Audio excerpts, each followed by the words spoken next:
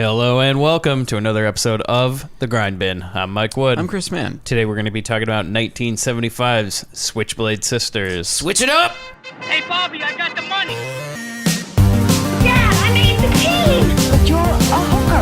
Get that goddamn thing out of your mouth. Wait, set it knockers. Spooky ain't got no real poaching. Brenda. We're gonna play a little game, baby. I just love fun and games. Get a little girl all hot and horny. You could have looked decent once in a while. And maybe Daddy would have had to kill himself because he couldn't get it up anymore. What a shame. Come on, just step on the gas before we get creepy. All right, well, this is the last in our series of grind binging, as Chris is currently out of town on a worldwide tour with his band. I'm not even here. Here. We recorded a bunch of episodes back to back, and boy, are we ready to discuss another movie, our third in about 4 days. Yeah, we've been talking a lot, and boy, are our mouths tired. I picked this one. Not sure why I picked it right now, considering this is literally one of my favorite movies of all time. And I was like, what better than to end our grind binge by watching this one? Although it's a real treat, I think. So. Oh, it's phenomenal. It really is a treat. I think this is a good one. If this show were to end today, this is the one to go out on. I'm so glad to hear that you liked it. Yeah. This is almost without a doubt one of my favorite movies of all time. I know I said that about Beach Girls, which is also true. But this is a movie, ever since I saw this movie the first time, I just fell in love with it. I've seen it, 10 times right now. Well, when was the first time you saw it? Let's give us some background. Was this after the van, before the van? It was after the van. Yeah. I started to get really into exploitation movies, and I started to get really into Jack Hill movies, and I saw this movie and was just blown away. For those of you listening, Jack Hill is the director. And we writer. Got great information on the cast and crew today. Great. So the budget for this, $320,000 at the time. Wow. Yeah. So with our inflation calculator, who the fuck knows? I'd say, I don't know, probably about 800,000. That sounds about right. So let's get in the cast and crew here. Director, as we mentioned a little bit before here, Jack Hill. One of my all-time favorite directors, not just Grindhouse directors. I love Jack Hill movies. And he has a very interesting background. He's still with us, born 1933 in L.A. I have his bio here from IMDb. It's not by Woody Anders, which is a real shame, but it's by a man named Bruce Cameron. It'll have to do. Jack Hill grew up around movies. His father was a designer for the Disney Studios and Warner Brothers. He went to the UCLA Film School to study, where he was a classmate of Francis Ford Coppola. They worked together on student production and later both apprenticed with Roger Corman working on The Terror, 1963. And I believe The Terror stars Jack Nicholson, by the way. While Coppola went on to Oscardom, Jack continued with B flicks. He didn't make a lot of films, and while all were low budget, they all, except for Switchblade Sisters, made money. And his early blaxploitation films, Coffee, 1973, and Foxy Brown, 1974, were hits. Soon after Switchblade Sisters, he stopped making movies so he and his wife, Elke, could pursue meditation and he could write novels. Today, his films are hailed as cult classics, thanks primarily to Quentin Tarantino, who saw Hill's work as it made its way to video. With retrospective and re-releases of Switchblade Sisters, his career seems to be reviving. And you can also attribute that to just great writing as well, and just great... Absolutely fantastic. Yeah. This is different than almost any other movie we're going to cover because it's a legit movie.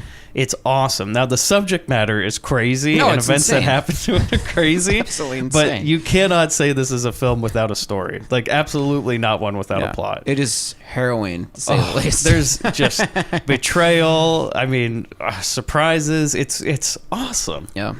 So here's some quotes from Jack Hill before I get into a little bit his full filmography, which isn't long, but it's really great. So here's some quotes from him. On making 1970s blaxploitation films, you were working on pictures that the industry had nothing but contempt for. There was a lot of racism in the industry, and a lot of it was under the surface, but it was here. And executives at the studios really had contempt for the audience they were making movies for. It was an uphill struggle to try to do anything really good. Now, he's responsible for arguably two of the most popular blaxploitation movies, which is Coffee and Foxy Brown. Yeah. And he's worked with Pam Grier before that too. And by the way, Jack Hill is also a white guy. So he's a white man, and he was making blaxploitation movies. Here's another one. I had the freedom to improvise. I feel quite fortunate that I worked in the low-budget sector because it meant I did not have to deal with committees who wanted to impose their ideas and prejudices on my material. I had a free hand, much more so than I would have if I was working with the studios.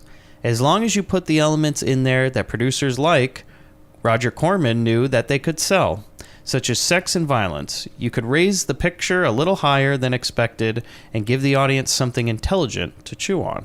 And the last quote I have from him, I always wanted people to feel positive at the end of my films.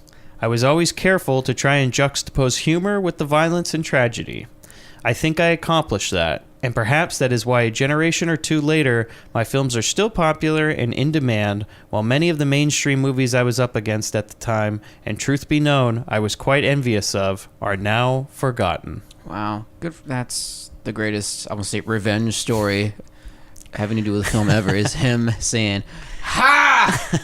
at the end of it. Well, I mean, a lot of his movies are regarded as some of the best in the exploitation genre, and I'm going to go through them now.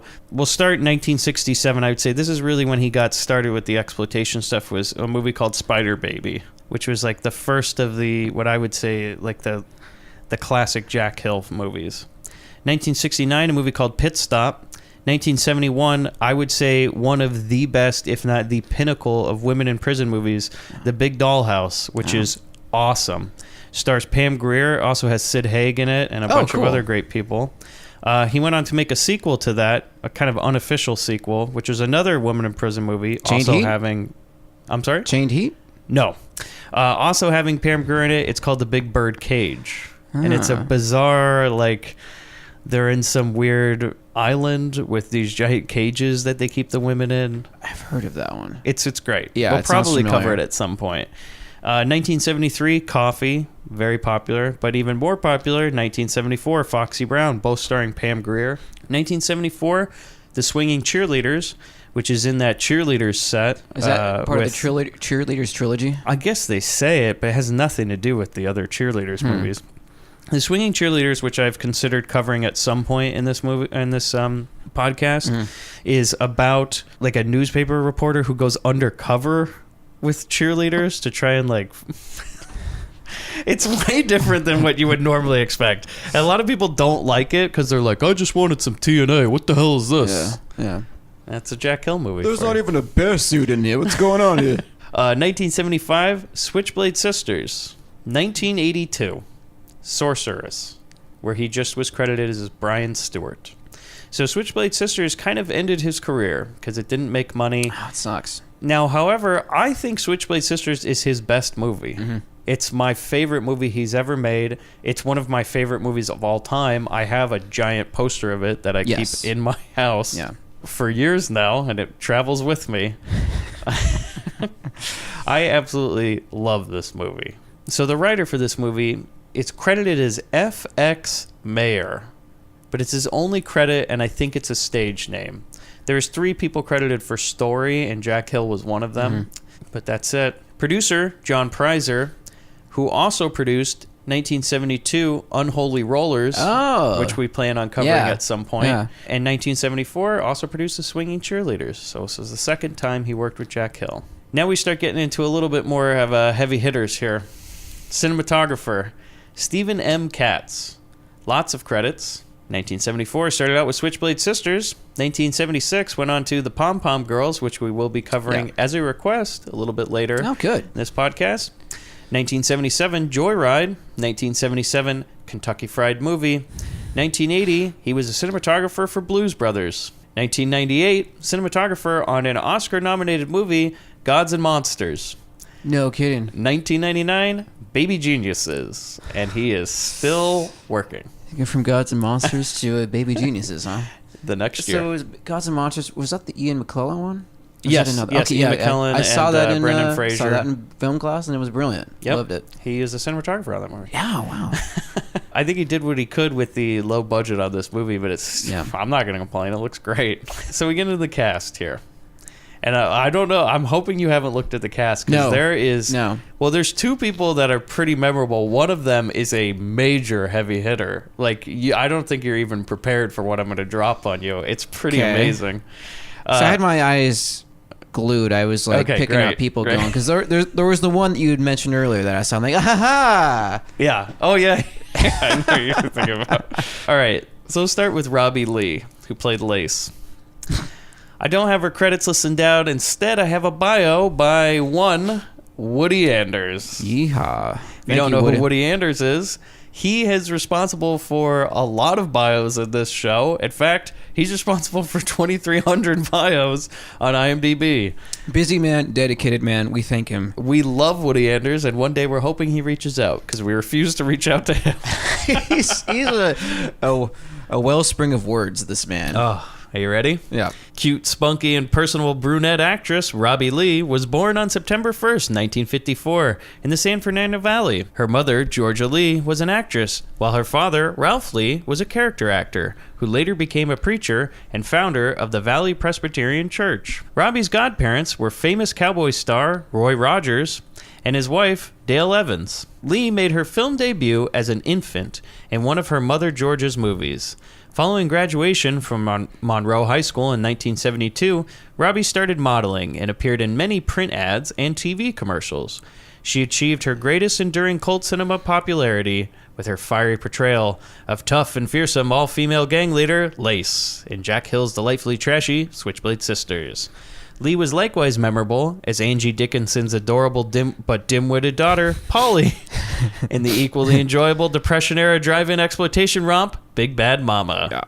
Robbie made her guest appearances on episodes of the TV series Policewoman and The $6 Million Man. In the 80s, Lee became a successful voice actress. She provided numerous character voices for the animated children's television shows Rainbow Bright, Q*bert, and the Get Along Gang. Robbie was inducted into the Voiceover Hall of Fame for her vocal work as Zipper Cat on this particular program. Zipper Cat. In Pound Puppies and The Legend of Big Paw. Robbie now lives on a ranch in Southern California with her husband, Michael. Really? And by the way, her mom is in this movie. She plays her mom in this movie. She's only in that one scene in the very beginning. Yeah. But that's actually her real-life mom. Oh, cool. Which I thought was really interesting. Yeah. Joanne Nail, who plays Maggie. Not too much. 22 credits to her name. More TV than movies. We have the movies are 1975, Switchblade Sisters. She was only in one episode of a TV show before starring in this movie. 1976, Gumball Rally. 1979, The Visitor, which has Lance Hendrickson in it. Yeah. And 1981, Full Moon High. Not much after that. She kind of just stopped acting, I think. Monica Gale, my favorite member of the Jezebel / Dagger Debs, Patch. Yes. Oh, I love Patch. Absolutely favorite She's just character. So iconic and just the character's I want to say design and just the way she carries herself is so influential. Oh, yeah, she is great. She's such a well-written bad person. Yeah. I absolutely love Patch. Okay. She puts the stiletto in heel.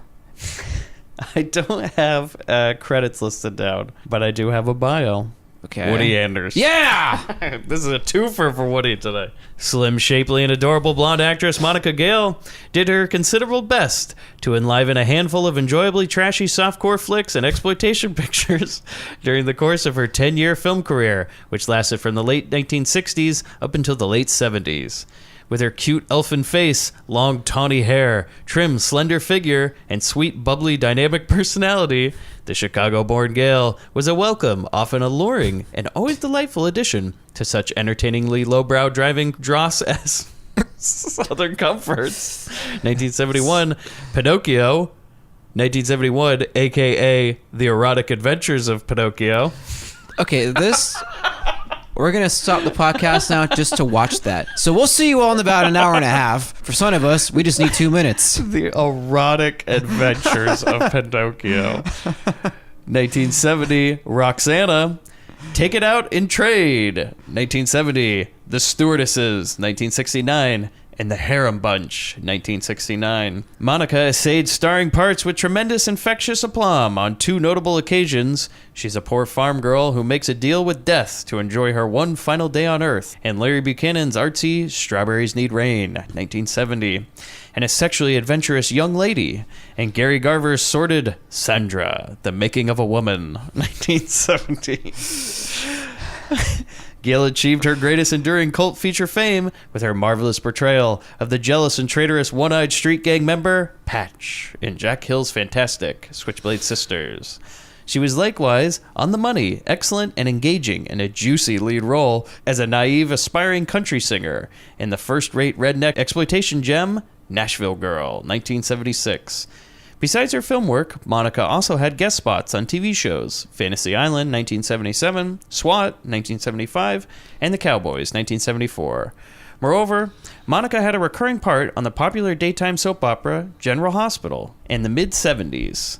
Alas, Monica Gale abruptly stopped acting in the late 70s and seems to have vanished into oblivion. Curse of the Crown strikes, but it wasn't a Crown film. It wasn't a Crown film. Interesting. Oh, by the way, this is not a Crown International Yeah, picture. we need to make that. But it does have one of our favorite Crown International stars in it. Maybe which that's we'll it. get to. Maybe the curse spreads. Maybe it's viral. It could be. Yeah. Asher Browner, who plays Dominic. Nothing much notable. Mostly TV and some smaller movies. He was also on General Hospital for a bit. A lot of them are. He did some writing on B movies and such. Don't know if he's still working. I didn't see that he still was. Mm-hmm. Don Stark, who plays Hook in this movie, he's best known as playing Donna's dad on That 70s Show. You would definitely recognize him if you've seen this movie. He has 132 acting credits on IMDb. This was his first movie. He's mostly done TV, and it seems when I'm going through all his movie roles, almost all of them, he plays a cop. Including 1995, Three Ninjas, Knuckle Up. Oh, great. He's kind of like got the Reggie Val Johnson thing going. Yeah, he does. It's like, do we need a cop? Yeah. Get that guy that was in Switchblade Sisters. That guy with the hook penis. I know this guy from Reggie audition. No. He's still working now. So here we go. Well, okay, before I get into the last person, Bill Adler, our favorite Crown International actor, who is, we covered his starring role in Van Nuys Boulevard. He's also in The Van. He's in The Pom Pom Girls. He's in this movie. He's in many, many great Crown International movies. He now makes belts, wallets, and all sorts of great leather goods.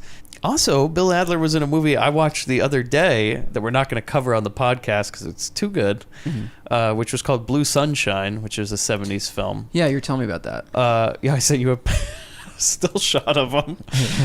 He plays like a truck driver, and he like tries to shoot the main character at one point. It's pretty good. And he's also in the hip hop world as well, doing like documentaries, I believe. Yeah, you told me that. We are huge fans of Bill Adler. Yeah, he's great. And hopefully one day we'll be able to interview him on this show. What do we call him? The walk-in of King of Crown? The walk-in of Crown International Films? Oh, no, it was William Sachs, the director of Van Nuys Boulevard, said he was the resident Marlon Brando of Crown International. We love you, Bill. Yeah. So, biggest heavy hitter in this whole movie, Janice Carmen, who plays Bunny. Most famous for the voice of Theodore on Alvin and the Chipmunks. She also plays Brittany and Jeanette on that show, and she's also in all the movies.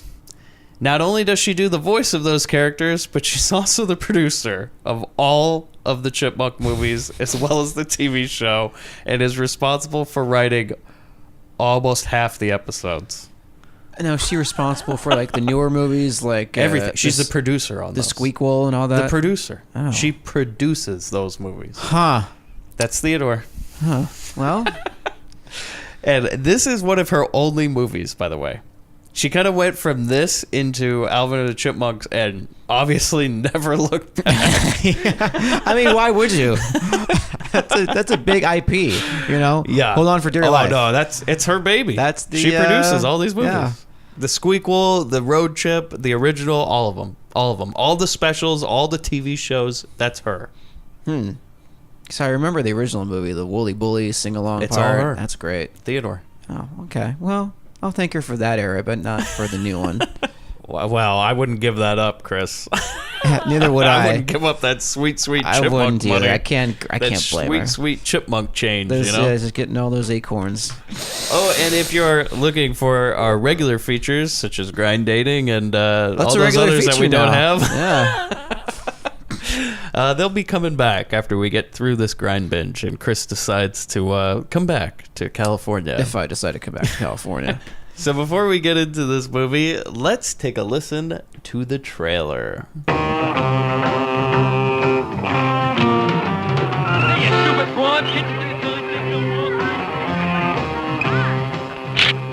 Meet the toughest gang of teenage girls ever to slash their way across a motion picture screen.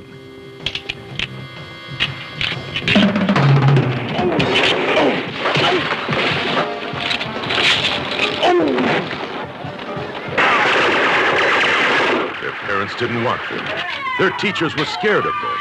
Even the cops couldn't tame them. Switchblade Sisters. Are the young rebels fighting for survival in a decaying society? Or are they just teenage hoodlums taking advantage of their youth? They can't hold us. We're juveniles. First, you'll meet Lace. She's as affectionate as a scorpion, with all the loving tenderness of a buzzsaw. Okay, you want me out? You're gonna have to. You got knocked off, right? Big deal! If you go, it's gonna turn out bad. She'd rather kill her man than lose him. Then there's Maggie, Lace's best friend, a shapely young bundle of female dynamite, and Lace's man lit the fuse. You're a chicken. You'll also meet the girl who used her young body to earn the nickname of Bunny. Have a little something to relax the nerve. And it's only $5. God. Come on, Superman. And then there's the one they just called Patch. I lost my eye for this gang, remember? We used to be tough. They also call her the Smiling Cobra. Shameless. Impudent woman! And from now on, that's gonna be us! The Switchblade Sisters. You'll laugh with them.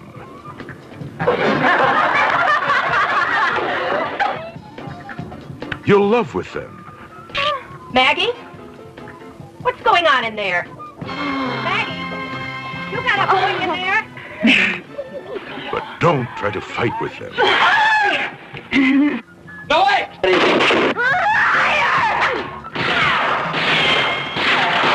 Remember, I want him alive. Two teenage wildcats, both hung up on the same guy. One of them had to go the hard way.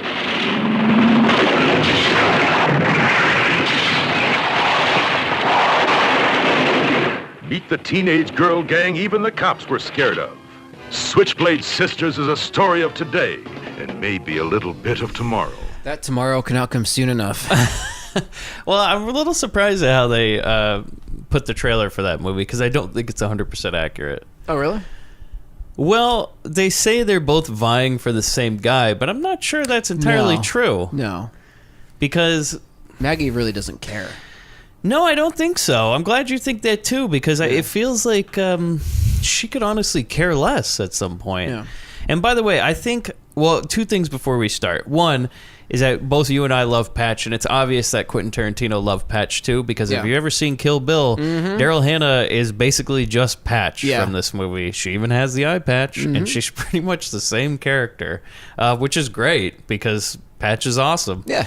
And the other thing is that this is about as close as I think to a true female empowerment type movie I've seen from this era. In this genre, in this era, yes. Yes. Without a doubt. Because, man, did they just take over and just... At least Maggie is just...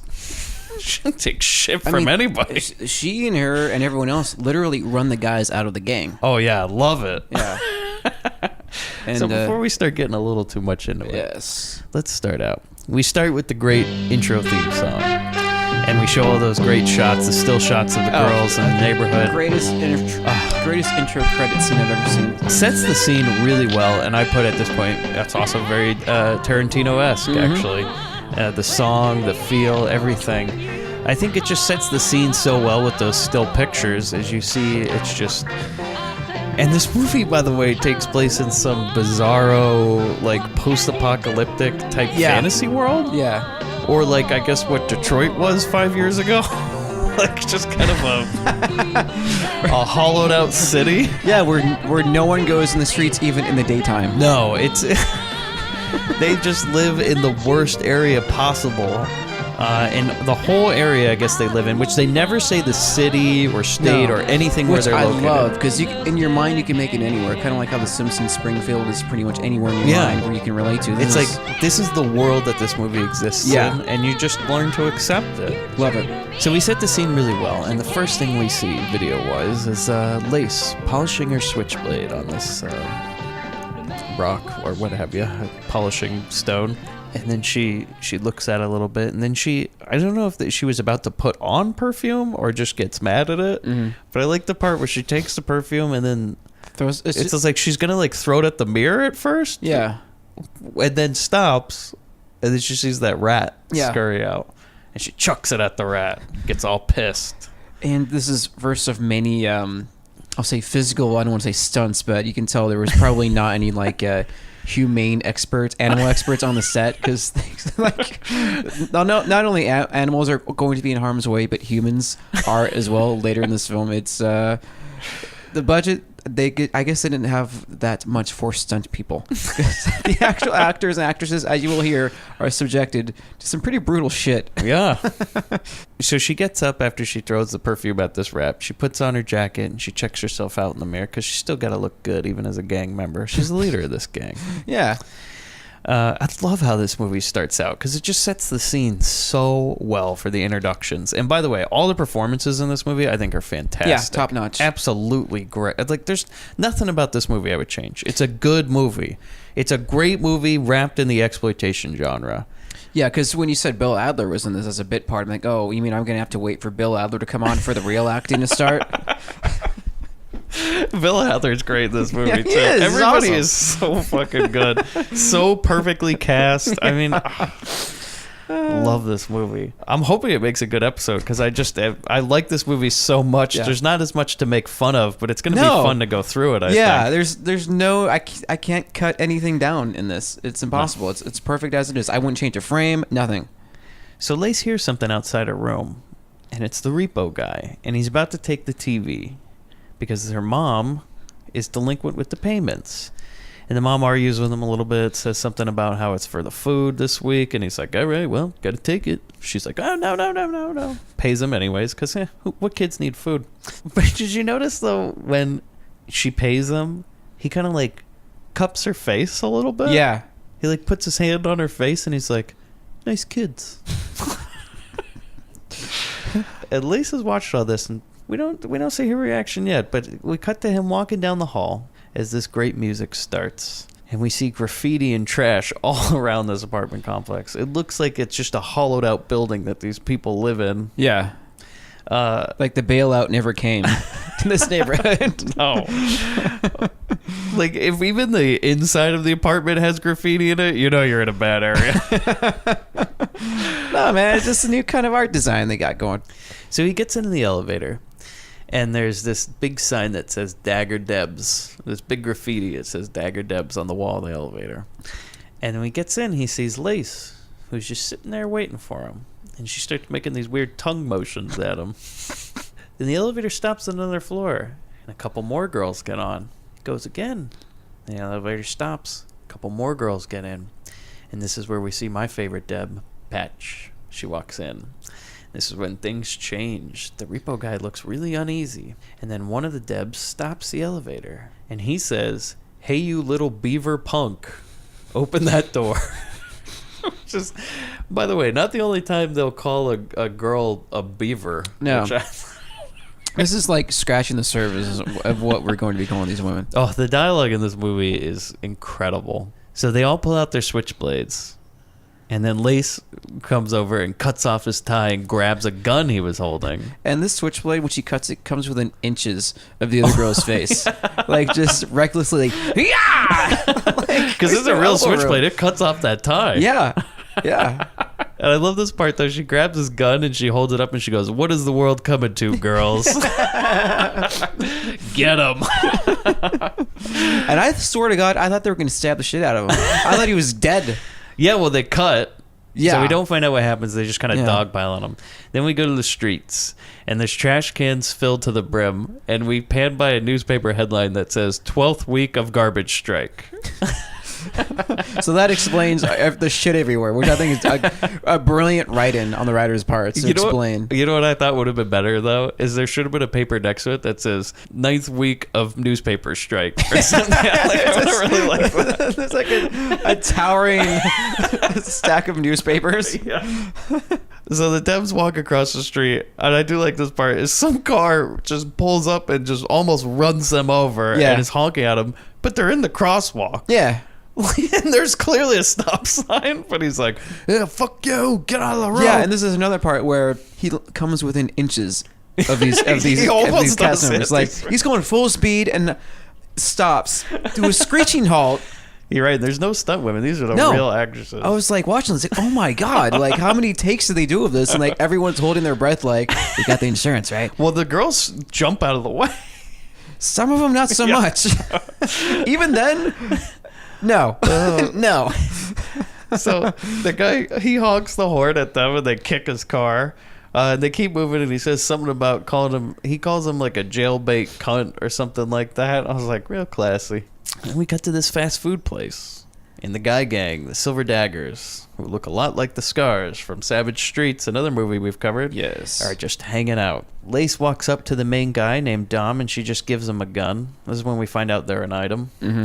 She gives him the gun she got from the repo guy. Yeah. And Dom, I like this part, he goes, "All right, hey," because he has this great like Italian accent, like New York Italian. You know? He's like, "Hey, let's get some burgers here for the ladies, right?" And the guy who owns the burger place goes, "Yeah, sure, Dom. Could maybe you pay for it this time? The prices are going up, and I can't get a loan from the bank." Yeah. And Dom's like, "Well, what the fuck did you just say?" He's He like, goes totally Joe Pesci and Goodfellas. When he goes up to him, he goes, well, if you mind, "Hey, go get your shine box." kind of, but when he has to get the manager, he's very upset, and he smashes that glass over his face. Yeah, I was watching Raging Bull with my wife last night, and there's that part. It's the same thing, actually. Yeah. Is Joe Pesci catches Robert De Niro's wife in the bar with another guy, which is, by the way, the same guy he kills in another movie.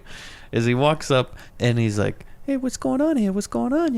This is a guy's wife here." He does that same thing where he's like, "Hey, Joey, we're just hanging out here. Just hanging out." And he's like, "Oh yeah, okay. I'm sorry. Bam! Yeah. Yeah. This is definitely a Pesci moment. You passed me in front of my fence, you motherfucker, you! Whenever we're out in public, I tell Chris to go get his shine box, and he likes to reenact that scene. Well, actually, at your wedding, You motherfucker! Well, at your wedding, when everyone made a toast, and I made the toast, and everyone's drinking, I went, salute. Everyone drank, and I went, no, go get your fucking shine box. The crowd loved it. My Uncle Carl was in stitches. So. It's like, who'll tell you? So, yeah, Dom gets all pissed about this. And Lace is like, whoa, all right, calm down. The Debs are paying today. So I guess she took that money back from the repo guy and I guess didn't give it back to her mom for the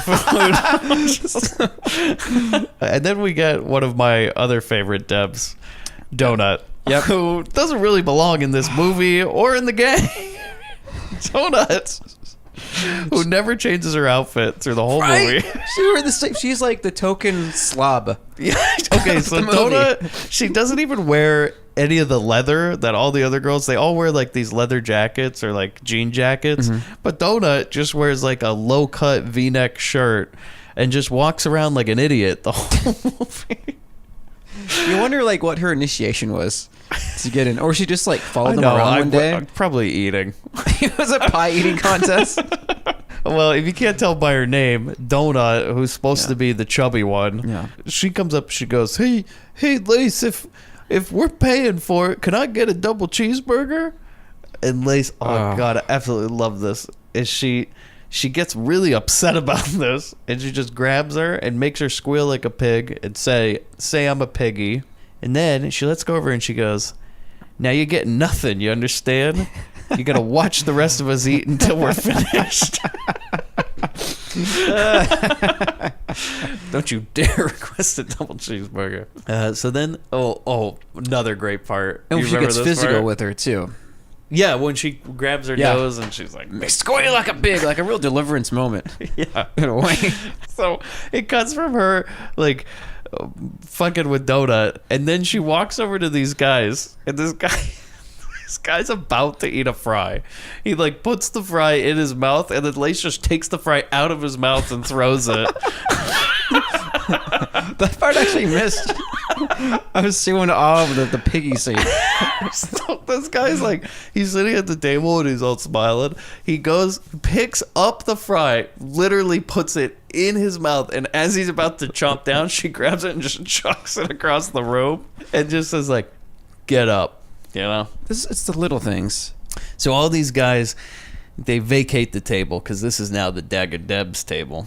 But one girl stays. And Lace walks up to her and goes, hey, you must be new around here. And Maggie's like, maybe. This girl's name is Maggie, by the way. Yeah. She'll become a main character. And then Patch comes up and she's like, we don't like you dirtying up our table. Why don't you get the hell out of here? And then Maggie takes that straw and just spits soda at Patch. I love her. Just brass balls. Oh, God. And then Patch pulls out her switchblade. And I love this part. Maggie somehow has these jeans that double as hot pants. Yeah. So Maggie at all times wears jeans which can immediately turn into shorts. Yeah. Because she just rips off the bottom of her jeans and like twirls it around and then does this weird whip thing and like whips Patch right in the eye. Yeah. And gets her switchblade from her. Well, I thought she threw salt in her eye. Oh, is that what she... Yeah, she threw throws salt. in her good eye. Yeah. And then takes that switchblade out of her hand. And she's like ready to throw down. And Patch is like fucking pissed. She's right like on the ground all in pain and everything. She's like, my good eye. And she gets up and she goes up to Dom and she's like, give me that gun. Give me the fucking gun. And he's like, don't waste your time, huh? Not worth it. But Lace, she's impressed. And she goes, what gang you with? And Maggie's like, I'm not in a gang. And Lisa's like, you better be in a gang around here. Everybody's got to be in a gang. Or else Even you're dead. Donut. You ever done it? We don't tell you what she had to eat to get in this gang, but she's in the gang. So then what seems like a normal occurrence for these ladies is the cops show up and just start arresting everybody. And here's my one issue here is, Okay. is Maggie, she gets arrested because she's still holding on to these weapons, quote unquote, when the cops come. Wouldn't you like throw them down So and Maggie drop them? is just like a statue. Yeah, So, she's like- about 3 minutes of material happened between the cop walking up to her, but she stands in the exact same pose. So it's like, okay, Maggie, you just stay with that knife pointed at the jeans over your hand, and we'll just cut to the rest of this. And when we come back, you'll just be in the same position. Yeah, like we're playing a game of red light, green light. So the cop comes up and we see the repo guy with them, and he's got all his clothes torn and everything. Yeah. I guess they didn't do that bad a job to him. But the cop goes, and it's always the same two cops who arrest all of them. Yeah. The cop's like, you sure you want to go through with this? To the repo guy? And he's like, they're juveniles. They'll just be out in a few days. And he goes, throw the goddamn book at them. Yeah, so that's when the cop walks up to Maggie. Well, she's still holding a switchblade as the cop walks up. And he says something, and she kind of gets out of this trance like, oh yeah, I'm alive. Yeah. What now? Making a bus. Whoops. She's like, I'm not with them. I just got this knife. And the cop's just like, all right, you're going to have to go. You're part of them. And then they always do this thing where the cop's like, all right, you're all part of a gang. And they all say this thing where they're like, what gang? We never heard of a gang. And he's like harassing Lace for a bit. And he's like, what's this on your shoulder? And it's clearly a tattoo. She's like, it's a birthmark. So then we get to prison. The big lady guard, Mom, walks into the room. Mom runs this fucking place. And by the way, this whole prison is just like a dorm room, I guess. Yeah. This whole juvenile hall is just one big room. Even the bathroom's in the same room. They all sleep in not bunk beds, but it looks like a... I almost want to say it's almost like a prison camp. in there. Yeah, they just all sleep in the same room. Yeah. So mom walks in and says something about somebody stole a bottle of stimulants from the medical station and she wants to find out who. And this is when Patch is actually nice to Maggie. She's like, yeah, you better watch it around Mom. She likes the new girls. And Maggie says, shove it. And Maggie's great. She reminds me so much of Linda Blair in Savage Streets. Oh, She yeah. just takes no shit. Okay, question for you. What if Linda Blair starred in this movie instead? She would have been too young. 1975. But Linda Blair in Savage Streets. Take her from back in time. Oh my god! If you would put Brenda as Maggie in this movie, Yeah. it would have fit perfect. Yeah. Absolutely perfect. Yeah. Because I think this movie, believe it or not, is very close to Savage Streets. I thought so too. It's a very similar movie, actually. And it's kind of interesting because it was made about 9 years later, but it is very, very similar to Savage Streets. Yeah. You got two gangs, the female gang and the guy gang. You got one of the girls who's the complete badass. Although in this movie, they're all badasses. Yeah, I mean, this movie makes Savage Streets look like Grease 3 if it existed. Whatever that one stars Matt Lattanzi. So mom comes up and she goes up to Maggie. Oh, I knew fresh fish in the cell here. And she's like, yeah, why don't you come over here? And starts searching her and feeling her up a little bit. She's like, we could be good friends. And she grabs Maggie's ass. And then Maggie just pushes her away and she goes, Get your hands off of me, you fat pig dyke.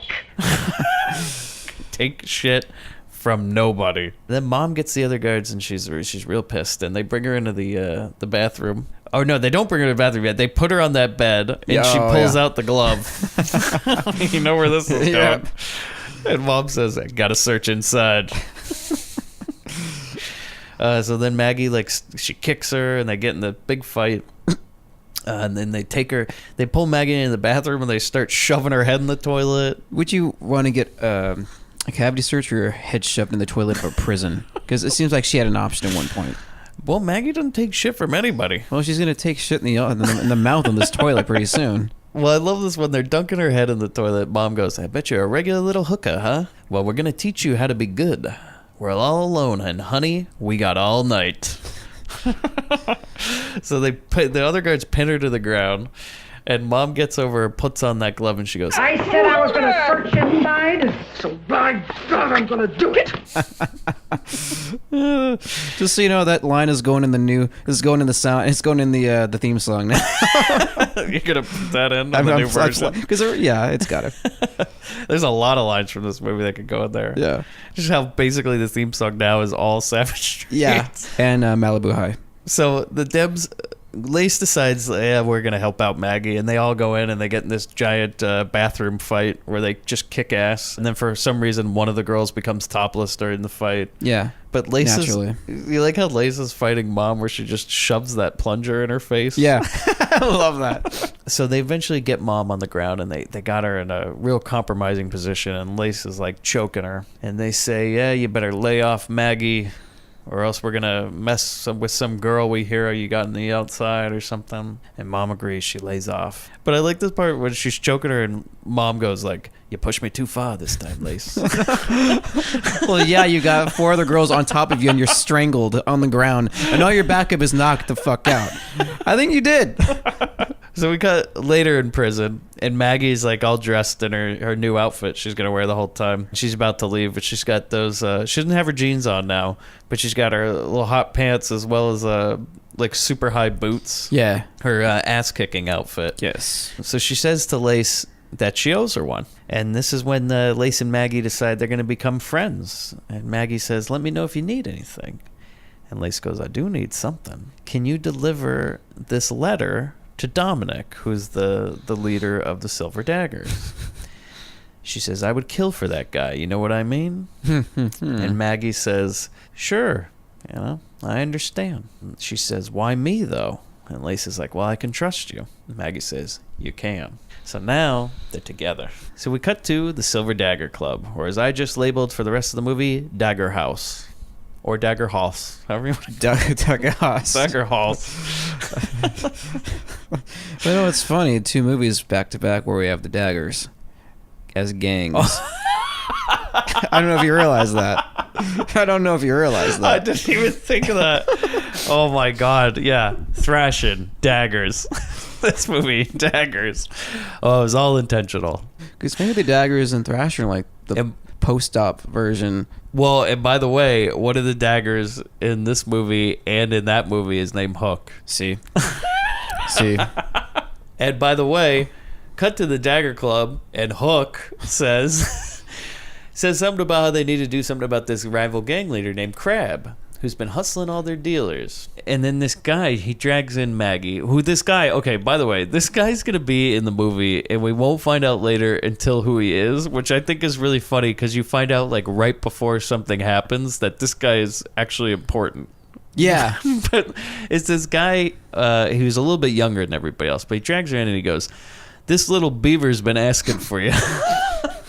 And Maggie's like, I need to talk to you, Dom. I need to talk to you in private. And for some reason, Dom insists that she says it out here in front of everybody else. And he's like, all right, well.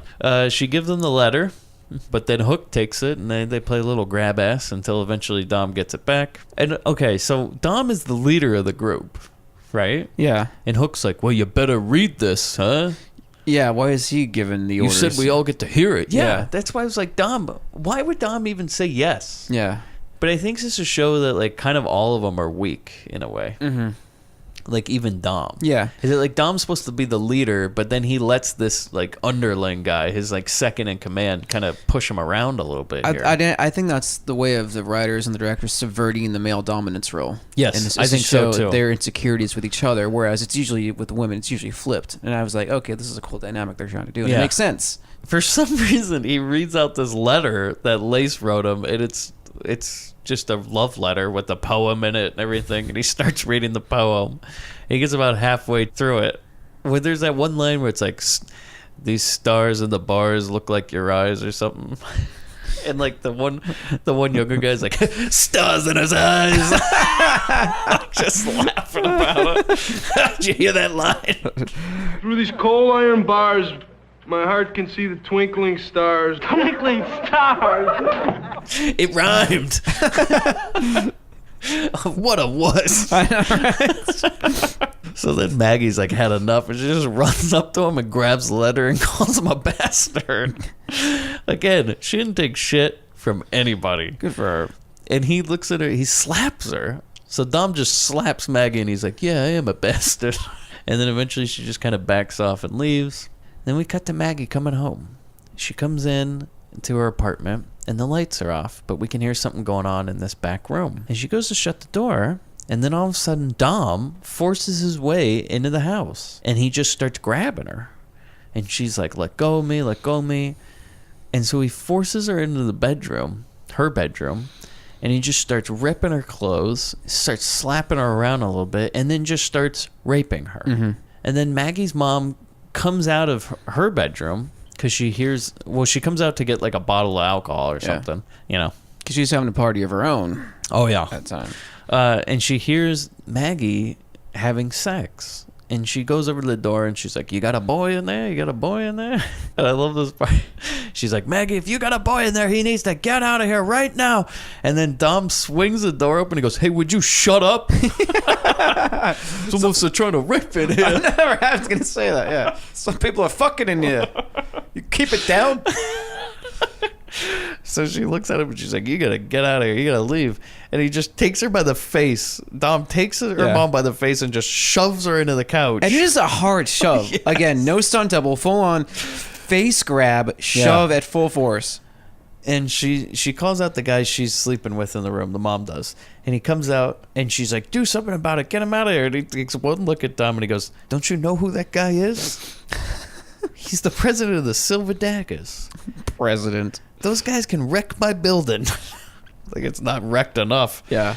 Now come on, I gotta live here. I mean, the foundation, it's barely standing. This guy, all he needs to do is give it a good heel kick, and it's coming down. You know, the buildings in this area, they're already so wrecked. I don't know much more they can do. I don't know. Maybe take a shit on the floor, and that's pretty much. Yeah, I'm sure it's already been done. Yeah, I think there's like. I mean, you know, at this point, if they burn it, maybe they get some insurance money out of it. You know, wouldn't be the worst thing that happens. So Dom goes back into the room. He's not done. But okay, so he goes back in. I like this. Is he goes back into the room with Maggie and he shuts the door and he goes, "You okay?" And it's like, well, what do you fucking think, man? You're the one who was raping her. Yeah, you just came in here. Well, okay. Yeah. And then he goes, what was that, your dad or something? And she goes, what are you kidding me? That was the building manager collecting rent. Like the world that they live in this movie. And she starts like getting real upset. She's like, my dad. And we never find out what happens. No, it's just a bunch of huffing and puffing, and we kind of cut there. It, you know? Yeah. She looks at me, she goes, you got what you wanted, or aren't you finished yet? So I don't think you should ask him that. Even after she gets raped by him, she's defiant about it. Yeah. Like, just like, yeah, what are you done? Can't get it up another time? Come on, you bitch. She's like super angel. Yeah, really. And he goes, so Dom says, what are you so pissed about?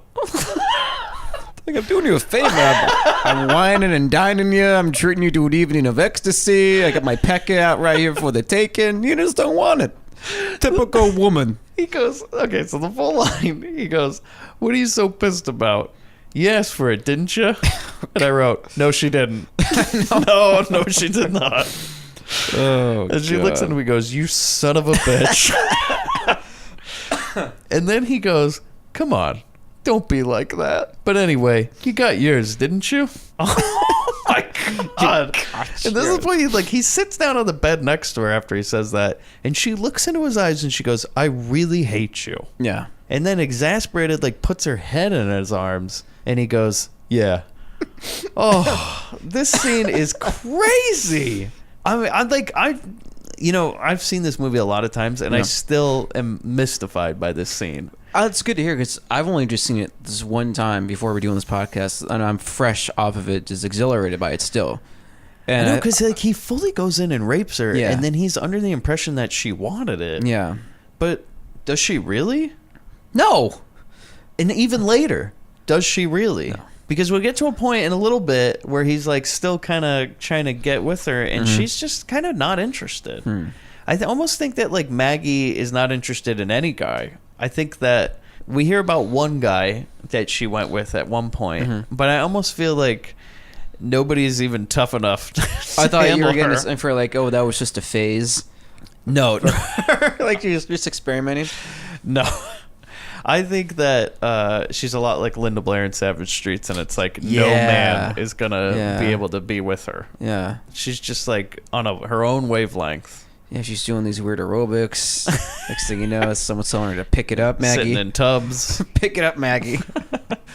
Sitting in tubs. So we cut to school because, the Debs still need to go to school, which they're responsible girls. So they go into the class, and Lace walks in, who we're surprised to see because we thought she was in jail.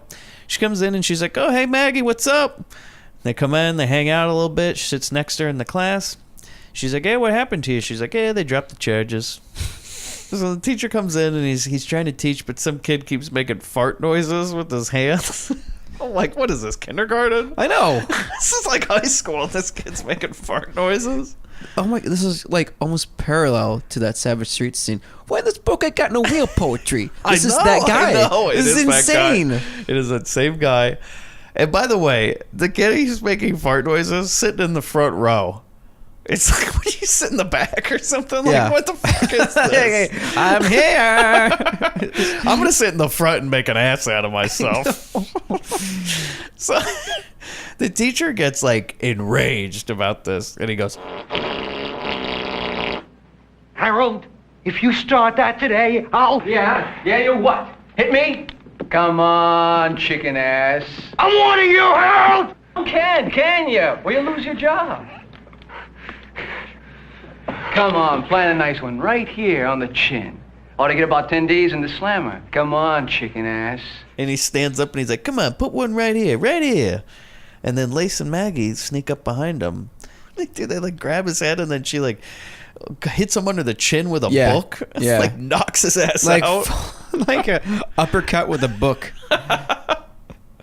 And the teacher's like, oh, okay, so I like this part. So they kick his ass, right? And then Lace just kind of sits behind the desk, the teacher's desk. She gets behind the desk, puts her feet up, and she goes, all right, go on and keep teaching us about that laissez-faire. Fair. And then the teacher's like, "Oh, thank you, girls, thank you." And he wipes his head with what you think is a handkerchief, but he unravels it, and it's a pair of panties, and everybody starts laughing. How did he get the panties? That was what I was wondering. I was like, did they slip it in there as a joke before he's... If they did, I didn't get it. Yeah. I think it's inferred that they did. So everybody laughs except me. Then we cut to the schoolyard, and Donut is holding a lit cigarette between her wrists. Because, we all played this game in high school. This is the first time I've ever seen this. I'm like, that is pretty fucking badass. So she's holding this between her wrists while the cigarette's like burning down. Yeah. Right? And Hook's like trying to get bets from people. He's like, "Come on, I got 2-1 on Donut, huh? 15-1 on Donut. Give me $1. Hey, kid, give me a fucking $1, all right?" And he's always muscling people to give him money. He like grabs, I love that part. He grabs some guy and he's like, hey, you son of a bitch, give me $1. What are you just gonna stand around here and get a bet? So people they're betting. You think like Vegas was like this at one point or something? Yeah, exactly. Hey, what are you gonna stand around and play some craps, kid? Huh? Put your fucking $1 on the table. Put the quarter in the fucking slot and pull the motherfucking lever, you motherfucker, you. So he gets all this money, but then Donut drops the cigarette. And Hook gets all pissed, and I'm like, well, he shouldn't have put his faith in Donut. I mean, why was he taking bets on her? Yeah, why was he taking bets for her? Yeah. If you want to do a whole setup and have a fall, you take the bets that she's going to drop it. Why the fuck would you do it the other way? But she and like, I would condition her. Like, if I were him, I'd be like, all right, if you win, you get to actually eat. This week. Like, donut, if you win, you get a donut. Yeah. Or, okay, this would be the equivalent of, like, having a boxing match rigged, but, like, you tell the other guys, like, all right, well, the other guy should take the fall. Yeah. Okay? So you just try and win. Yeah. Instead of, the sure thing, which is you take the fall. All right, you go out and win because I got all the money on you. Yeah, he makes her the Paluco. Yeah, it's like, what are you doing? So he gets all pissed and he looks at her, he goes, "God damn it, Donut, you just cost me $30." And he slaps her right in the face. God damn it, Donut, you just cost me $30. Jesus, Hook, I'm sorry. It was an accident. And we want to learn one thing about Donut. Well, two things is that she loves to eat, and she likes getting slapped in the face. She gets slapped in the face a lot in this movie. You always think that she does these things on purpose just to get slapped in the face. Like when the camera like pans away, she's going, "Oh yeah," because she never reacts like she's hurt. Every time she gets slapped in the face, she just stands there with this stoic look. She goes, "Oh, I'm really sorry." Or her face is numb from being slapped so many times. She has like permanent nerve damage. Yeah, she just doesn't seem to affect her at all. Because I know firsthand when Mike and I filmed this a pilot for a short we were working on, and one of the scenes I had to be slapped in one of the scenes really, really hard. And I think we did like 12.5 takes of the same slap really hard. I couldn't feel the side of my face. Oh yeah, because you did actually get slapped. You insisted on being slapped. I told her, don't hold back, because I want that look in the sound. We're like doing a full method acting. Oh yeah. Yeah, and she was afraid to slap you. That's why it was like 15 takes. Like, no, you gotta hit him. Like, actually hit him. Yeah. It's gotta look real. And at one point, she actually like curled her hand into a fist almost. Yeah, Chris is just like Donut. Go ahead. If you see Chris, by the way, go ahead, slap him right in the face. Can't even feel it. He's like, "God damn it, you cost me $30," and then slap me really hard in the face. So then Lace comes up and she goes and hangs out with Dominic, and Maggie's kind of looking at what's going on here, seeing the dynamic. Oh, there's that great part where Lace walks up. So she walks up to Dominic and she's kind of feeling up on him, and she grabs his crotch and she goes, "How's Junior doing?" Did he miss me? And then this guy, Mr. Weasel, who we'll only see in this scene, who's the principal, comes up. And he's like carried a cup of coffee, and he's all, "Oh, hello, can I have a little friendly chat with you, gentlemen? Mind if I join you, gentlemen?" And he's dressed like this looks like fucking Doctor Who or some shit. Like number 11 is coming to join the shit. He looks like too proper to be the principal of this school. It should have been like John Vernon's type character from Savage Streets. Yes, it should have been like, he should have been like a hard ass, but this guy's like a pushover. It's not even. If John Vernon was in this movie. Oh, can you imagine? Like I would love to have this movie just have some of the characters from Savage Streets in it. Like John Vernon is the principal. I would have one of those guys try to put like a cigarette out on John Vernon's like arm when John Vernon just stands there and stares him down And goes, go fucking iceberg. and goes, "You motherfucker, I was a nom," and like breaks his like dislocates his arm. So this principal, the Doctor Who talking like Mr. Rogers guy here, sits down and he like crosses his leg. He sits down. We're ready for a real proper tea chat here. Yeah. I like that part though. As Dom goes like, "Hey, you want some?" And he's like offering him a joint, and he goes, "Oh no, I'm trying to cut down." And he's like holding a cigarette, and he's like, "Oh, I mean, no," like hiding it, you know. Yeah. So then he goes, "Hey, you know, Dom, Krabs, there's this guy Krabs, and I was thinking you guys should bury the hatchet." And Dom's like, I don't think that's going to happen. And he's all, well, probably should, because Krabs and his gang are being transferred to this school. Surprise!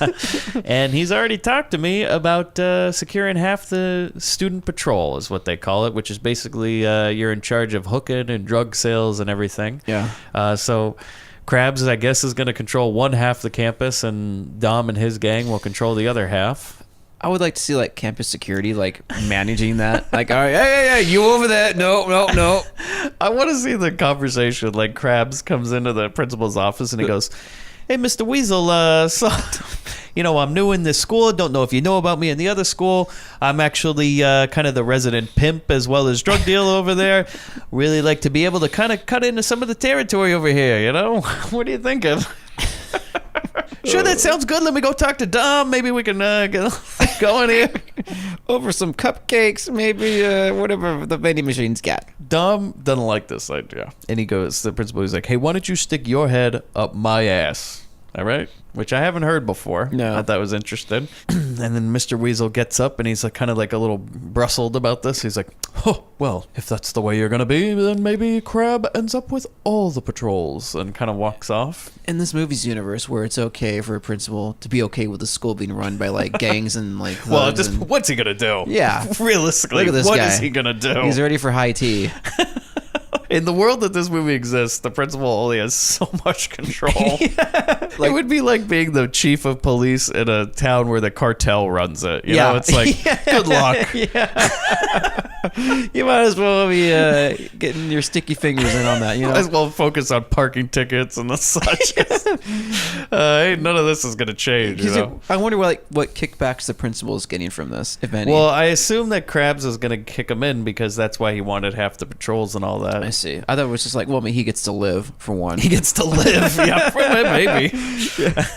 So Maggie and Lace kind of exit on out of here. And Patch looks over. And Patch used to be the old second in command, and she's getting a little jealous. And then Hook walks over to Patch, and he knows something's up. He says something to her like, she's stepping in on your territory and all this. And Patch is immediately cuts into how she needs to get rid of Maggie. Yes. She's got a bad feeling about her. So we go back to Lace at home. And so Patch said something to Hook at the end of that scene. And Hook, for some reason, is willing to like get rid of Maggie for some reason, which I didn't get why he would be all game for this. But Patch says something to Lace about how Hook said something about how Maggie betrayed her or something like that. Because she read the letter. She's convinced that that's right. Yeah. she's convinced that she was the one who read the letter out loud. And she's getting Hook misinformation says, now. "Oh, Maggie came in and read the letter aloud." Yeah. Oh, yeah, and Patch is like, "Everybody's laughing at you, Lace. Yeah. You know, what are you going to do about it, huh? You going to let some bitch come in, make fun of you, huh? Everybody's laughing at you."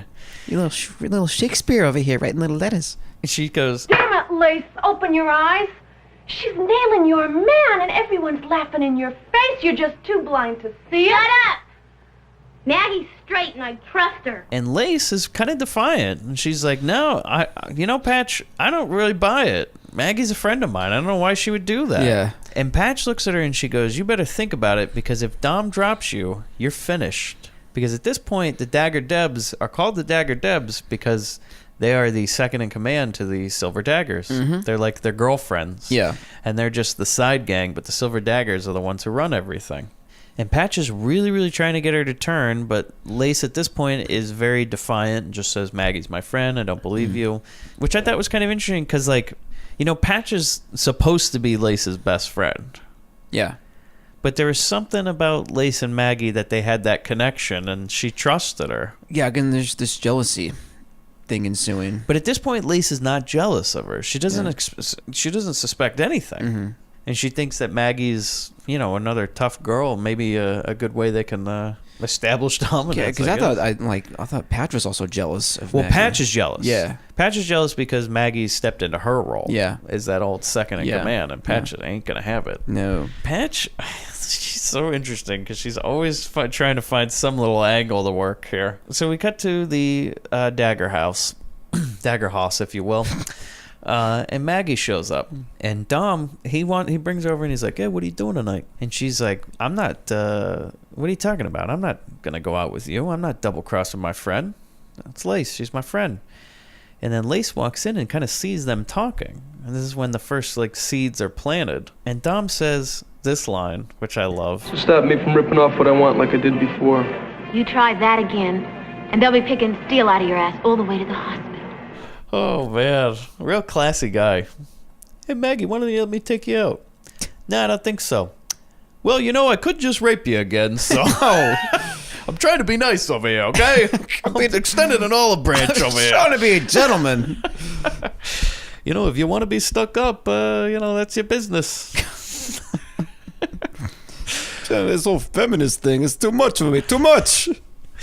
Well, I love that though. So you cut from them two, and then we zoom in to see Patch and Lace with that great zoom, and Patch is just like, come on, Lace, don't you see what's going on? And Lace tells her to shut up. And then Dom, he walks over and he goes, "All right, I got something to say. When Krabs comes into the school, we're all gonna play it cool. Don't mess with them."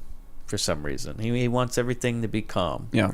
Then Lace introduces Maggie to the group, the old Dagger house here, and says she's her friend and she's now a member of the Dagger Debs.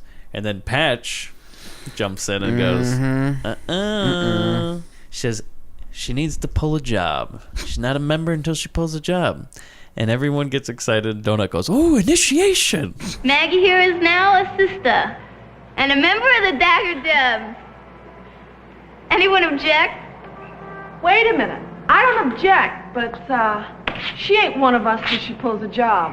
Oh, initiate! She's got a genie thing going. I know. I was like, she's very much like. Oh, I thought you think they're gonna have Maggie going to the showers and. No. I wouldn't put it past them though. Here's my favorite featured extra of the movie. This guy reminds me so much of the guy from Beach Girls who says that line about Farmer's Daughter. There's no other line in the whole movie. Some silver dagger stands up, and I wrote, this guy who has no lines in the rest of the movie is not seen in the rest of the movie, and for some reason has long blonde hair and does not fit in. And I wrote, it looks like this man just wandered onto the set, and I think it's the same guy for Beach Girls, and he just stands up and he goes, "Make her ball all the guys." Yeah, I heard that one. But if you look at this guy, he does not fit in. No. All the other daggers have black hair and they're like Italian. Mm-hmm. This guy's like a blonde hair hippie with the big hippie sunglasses on and like a completely different outfit. Yeah, make her ball, everybody. Sean Penn from You will never see this guy again. Fast Times at Ridgemont High. Yes. It's just kind of wandered in. Yes, Spicoli comes in. Yeah, come on, what'll it be? Just make it all the guys. Hey, knock it off. And then Patch goes, "Come on." She's a lady. Yeah, she's a lady, all right? If anybody's going to rape her, it's going to be me. Let's not get into the details. You know, we shared a moment the other night. She got hers. We had a nice conversation. We talked about a dad. It got real deep. Yeah, as deep as I go. Literally. I bottom out. But I love this part. This is one of my favorite lines in the whole movie. Is Patch walks over and she goes, "Come on. I lost my eye for this gang. Yeah. Remember?" It's like, no, but we would like you to elaborate. And I wrote, did Patch lose her eye as her initiation to get in the gang? I know, right? Like, I lost my eye for this gang. Like, hold still. All right, Patch, we got an idea. If you want to be in this gang, it's a real bitch. Which eye you prefer? The right or the left? Don't worry, 3D is overrated. Come on. I lost my eye for this gang, remember? We used to be tough. If she's going to be tested, make it a real test. So like this is Patch kind of like asserts dominance at this point because she looks over and she goes, no. Maggie, the way you're getting in this gang is you got to go over to Crab and steal the medallion he wears around his neck. And Maggie responds with, how do you want it wrapped? She ain't taking no shit. I love her, man. She's ready. That answer is correct. So Maggie goes over to Crab's and I put wearing her, quote, slutty dress because she looks like there's nothing provocative about this outfit. It's a casual wedding reception. Yeah, in a way. It is. It's like she's going to church. Yeah. It's like, it's not low cut or anything. The only skin that it shows is like, for some reason, there's like a little cutouts on the shoulders. Yes. And there's like little strawberries on it. It looks very innocent. So she walks into this building, and this is where we get the first introduction of the King of Crown. And this is not a Crown movie. Bill Adler. And he's filing some papers. And Maggie walks in. She's like, I want to see Krabs. And I wrote, apparently Krabs runs a newspaper. Well, I thought it was like a political recruiting station because he's going to be like running for office, it seems like. Because there's all this propaganda of himself. He's running for something, yeah. He's got like posters of himself up there, and there's like people working inside that are students. They're like student interns. Like a low angle shot of him standing next to a flag. Yeah. And it says power through progress. Yeah. Yeah, you're right. He has campaign posters everywhere and all this. Mm-hmm. So Bill Adler's like, hey, yeah, I'll go see if he's around. And he walks in and he's like, hey, yeah, Krabs, there's some chick out here for you. And he's like, well, how's she look? And I love his hand gesture. He goes like this. He does like the Italian, like, you can't see it, obviously. But what do you say? Okay, here's what we can say. If you've seen Inglourious Bastards, Eli Roth in the theater where he has Christoph Waltz tries to have him pronounce his name, and he goes, Amerigo Vespucci or something like that. And when he introduces himself, he does this hand gesture like, It's like you hold your hand up, close like a clam. Hold your fingers to your thumb and like jerk it really hard, like a quick like ooh, like that. That's what he does. Like, in a way. And Krabs is all excited about this. And I wrote, Krabs, by the way, is wearing the most insane outfit I've ever seen. He has a pair of star suspenders, flannel pants, and like a yellow silk shirt that's like unbuttoned all the way to his stomach. Yeah. And Bill Adler, by the way, is dressed insane with this shirt that looks like a carpet. It's like he's going to like catch on fire if someone lights a cigarette who goes to him. So we zoom into this medallion around his neck, and I put, it has a Nazi symbol on it. Yeah. And that is never really explained.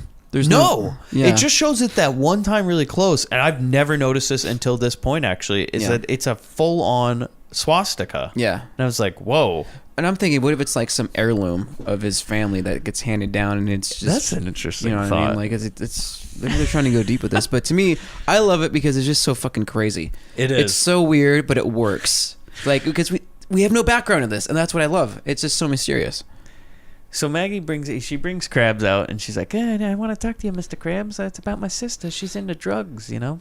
And he's like, all right, come on into my private office. So Krabs, he brings her in there, and he sits her down. They both sit down. He's sitting behind his desk. She's sitting on this couch, and she confesses. She's like, I got to tell you, I'm not really here because of my sister. In fact, I'm kind of here because I want to be a member of the Dagger Debs. And they wanted to send me over. Dom sent me over because he wants me to tell you you can have half the school patrols, and that I'm the, quote, icing on the deal.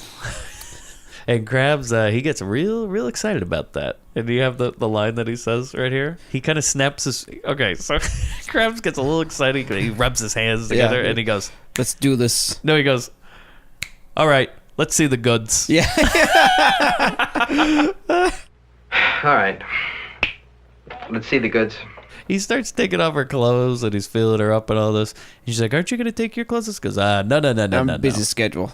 I've got a full day here, but I got a full day here. So I what's he have do, time Chris? for that. What does he do? He brings her close to her and just starts like taking her top off, and then he does the old hand behind the head and downtown. He sits down and you just hear this unzip. Yeah, and he goes, "All right, come on," and like takes her head and kind of pushes it down. Yeah. And then she's like, "Oh, Mr. Krabs," and then all of a I sudden, had no idea. all of a sudden, Chomp, chomp, chomp. he just screams and falls back in his chair. And this is one of my favorite moments in the whole movie. Yeah. Do you remember? Okay, go ahead. Well, she finally gets the medallion off his head. Yeah, And just rips it off. Yeah, he's screaming and he's yelling for help. Bill Adler is like, "Oh, is everything okay on there?" He's like banging on the door. She grabs a chair and smashes this chair through the wall.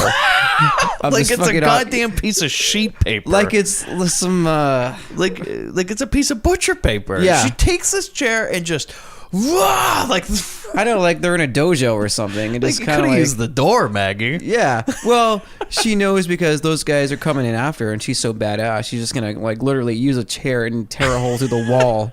I absolutely love how it's filmed too. Yeah. Because it plays this great music. She takes a chair, busts through this wall like she's fucking Jack Nicholson in The Shining or some shit, and just runs out into the newspaper office and just starts turning over tables and everything. And these guys are coming after her and tripping over themselves, which is funny because you can watch like them try not to go after her too hard or also actually get her. So like one guy's like running over the table and he's like stops because he's way too close and he's like, "Oh! Oh!" So it's like waving his arms around.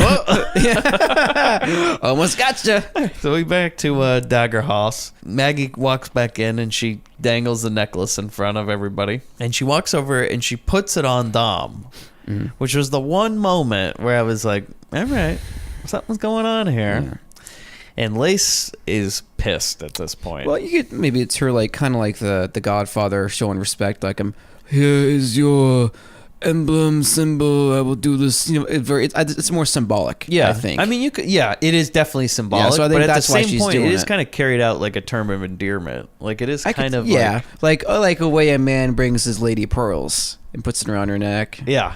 Okay, I see what you're saying. You're right. She gives it to him. Yeah, another way to subvert that role, and we're flipping that around. So Dom, at this point, he's kind of like, he gets real jealous about everything Maggie does, and he's like, "What'd you have to do to get it?" And she's all, "Wouldn't you like to know?" And then Patch looks over to Lace. Patch is always in her ear, and she goes, "Looks like Dom found a new place to park his wheels, baby." Looks like Dom found a new place to park his wheels, baby. Love that line. Wheels. Park his wheels, baby. This is just a fountain of new expressions that I've never heard before. I know. Well, I love the dialogue in this movie. So we go to the school. Girl comes out of the. Okay, so one of the Debs comes out. Bunny, who's the voice of Theodore in Alvin and Chipmunks. She comes out of the boys' bathroom, kind of peeks her head out, and she's like, "Hey, Hook, can I stop hooking? I'm getting tired in here." And he's like, "Sure, baby, just $20 more." And then gives her a kiss. So they kind of shuffles her back into the bathroom, closes the door on her. This is where it gets worse because he grabs some nerdy guy, right? Yeah. And he's like, "Hey, come on, hey, how about a little break, huh?" And he's like, "I gotta get to class." He's like, no. Why don't you go study this broad in here, huh? And he goes, yeah, come on, $5. And I'm like, whoa, okay. So he said, just $20 more. It's like four more fucking guys? Like, yeah. Jesus. So, yeah, he pushes that nerd guy in, and he's like so reluctant, even when he gets in. So Hook grabs his wallet from him, and he pushes the guy in, and Bunny like grabs him. She's like, "All right, come on," and he's like, "Ugh, all right." And I like Hook. He takes his wallet out and he goes, "I'll take 10. He'll have a better time. He's gonna have double the fun." So then Dom comes over and he's like, "Hey, how you doing over here?" He goes, "Hey, would I ever disappoint you?" And he hands him some money. And then they walk outside, and Krabs and Mr. Finger, or Bill Adler, who we're just gonna call Bill Adler, they come on over. And Krabs goes, "Oh, this part, one of the best lines of the movie." is Krabs walks over and he goes, "Hey guys, look, it's Dumb. Dumb and the Dumb Boys." Well, hey, Dominic. Hey, look, guys, it's Dumb. Dumb and the Dumb Boys. It's like you have so many gems in this film, and then you have that. Like, what lull was going on in the writer's room at this point? No, I think it's because Krabs is such a dork that's like, because he's always played off as this real square who apparently runs this drug and prostitution empire. Mm-hmm. And the best he can come up with for a pun on Dom's name is Dumb. Dumb and the Dumb Boys. And that's when Dom looks at me and goes, "You're getting a little old, aren't you?" Kind of running out of ideas there. He goes, "You're getting a little old, aren't you, Krabs? When are you going to graduate?" And I put, "Krabs does look kind of old." Yeah. He's the only guy in the school with like hair on his chest. He looks like he could like teach at this school. Yeah, you know, Krabs and Bill Adler look a little bit older than everybody else in this movie. Well, you know, they were probably held back to like senior year was the best 6 years of their life. Yeah, Krabs ain't going anywhere, you know. Yeah. So Dom has all his the daggers shake down these guys, make sure they aren't carrying anything, and they aren't. And that's when Krabs goes, "You know, Dom, have you seen my medallion?" And Dom does that great part where he goes, "You know, I haven't. You know, though, it doesn't look anything like this one does it?" And then unbuttons his shirt, and we see the medallion. And Krabs just goes like, yeah, it does." And then they just kind of walk away. And he just says it so defeated, like, "Oh, son of a bitch." Well, see, this is interesting, is I thought Krabs is like, oh, okay, well, I guess Krabs isn't like a tough guy. Yeah. But he has different ways of doing things, because you think like, oh, okay, well, Dom's won this one. Yeah. But has he really? But the wheels are turning. Like, the game has just begun in his mind. Like, that's how devious and conniving he can be. Yeah, because the next shot is them walking through. Oh, okay, before we move on, though, at one point, Krabs says something to Dom where he goes something about tell your brother to keep his hands to himself. And we learn that that little guy with the curly hair that follows Dom around is apparently his brother. And it's never said throughout the whole movie other than that line. Which is interesting because we'll see what happens next. So after Krabs says that line about, oh, no, I didn't see that, he walks into school, and then Bill Adler pulls out that book with the gun in it. So he's got like a hollowed-out book, like it's some sort of Bible. Yeah. with a Bible with a gun in it or something. And he's like, why don't we waste his ass right now? Can you imagine? And Krabs goes, not yet. Plus, it's not him we're going to waste. So then we cut to the outside of the school, and Dom's brother, who we've just introduced as Dom's brother, he's walking out with this girlfriend of his. And then all of a sudden, this van just pulls up and drives onto the grass and into the school, basically. Yeah. And the door opens, and Bill Adler shoots his brother. Yeah. And this is when it's like first introduced, like, damn, like cold-blooded, straight up what we assume is murder is going to start happening in this movie. This is, again, Goodfellas right here. Yeah, because like I said, Krabs, he plays it like he lost, and then, Jesus. Did you make an observation about this van? Did you notice maybe the color and maybe the man in the van? I don't know. What are you going to tell me? Well, the van is yellow. It is yellow. And Bill Adler is inside this van. He is in the van.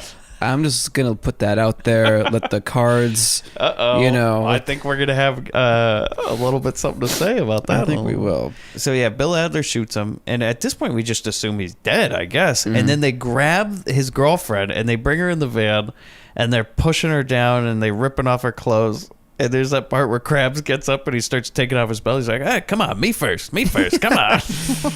Jesus. And then we cut, thankfully. It's not like Savage Streets and we're going to watch a whole rape. Yeah, right. And all the producers come on set. For those of you who don't know, when they filmed that scene in Savage Streets, this brutal rape scene, that was actually cut down from the uncut version. And all the producers showed up on set that day just for that scene. And yikes! And Linnea Quigley, the picture. Yeah, Linnea Quigley, who played that role, was just like, Linnea, get into it a little bit. Yeah. like we're just mortified and like, so thankfully in this movie we don't have to be subjected to that scene. Like, just let us leave a term. Like, see, this is the thing I think Jack Hill handles the rape in this movie much different than we've seen in other ones. Yeah. Because he doesn't actually ever show the rapes. In fact, there's no sex scenes actually in this movie. It's all inferred. It's all inferred, and we have maybe really short scenes, but they cut at the right time, I think. Yeah. So we cut back to Dagger House, and Lace is comforting the rape victim, and she asks Dom how his brother is, and he just says he's fine, he just lost a lot of blood, but he has a good chance. We will never talk about him or see him again. So we don't know if he lives or dies. Apparently they were like, and that's a wrap for Dom's brother. Yeah. Thank you very much. Champagne wrap. So Lace says we should go get them tonight. And Maggie says, you know what, they're probably waiting for us. We should wait. And we should wait until Friday night when they go to the roller rink, which is on their turf, for their roller formal. I like how a roller rink is turf. Yeah. In this area where it's so run down. Yeah. Well, they still had a roller rink going on. Post-apocalyptic wasteland, and there's a roller rink. That's like perfectly. It's like this is like the most untouched, unharmed set piece in the entire film. Yeah. Like it's happening, man. There's It's like probably the most extensive set. Yeah. Patch gets all mad about this because she sees Maggie and the seeds have been planted that she's kind of taken over. And she says, I don't think we should trust Maggie. Where did she come from and all this? How do you know about all this? And Maggie says, I know it's their turf because I used to live there, which we'll never reference again or anything like that. But apparently she moved across town, which is kind of weird that she wouldn't know who Krabs was and everything like that before, or who the Dagger Debs were, but we won't even get into that. Mm-hmm. So Lace gets really pissed off because she feels like she's losing control at this point. And she throws something down and she goes, bitch, because, everybody agrees, okay, we're going to go attack them at Friday night over at the roller rink. It's Roller-Rama night, you know. Krabs and his crew, they like to unwind after a long week of hooking and selling drugs, and they really like to go out there with their roller skates. Yeah. It's like they needed like a lighter side to this film for some reason. Like this is softball game, bowling alley, roller rink. Showing that we got this roller rink. It's right across the street. They're still kids after all. I know. They're still kids. Yeah. So, So kids. Lace throws down something. She calls Maggie a bitch, and Patch gives her this look like, I told you so. So when we cut to Lace and Dom, and they're in bed. It's not going well under the old sheets here. Something's not right in this bedroom, you know? The love has been lost. And Dom gets all upset, and he's getting ready to leave. And Lace says, do you remember that letter? Remember the surprise I had for you? We are going to have a baby. That's the surprise. And Dom gets all pissed off about this. He says something about you're trying to do anything to get your way. Yeah. I'm like, okay. And then he says, And what if it is mine? So what?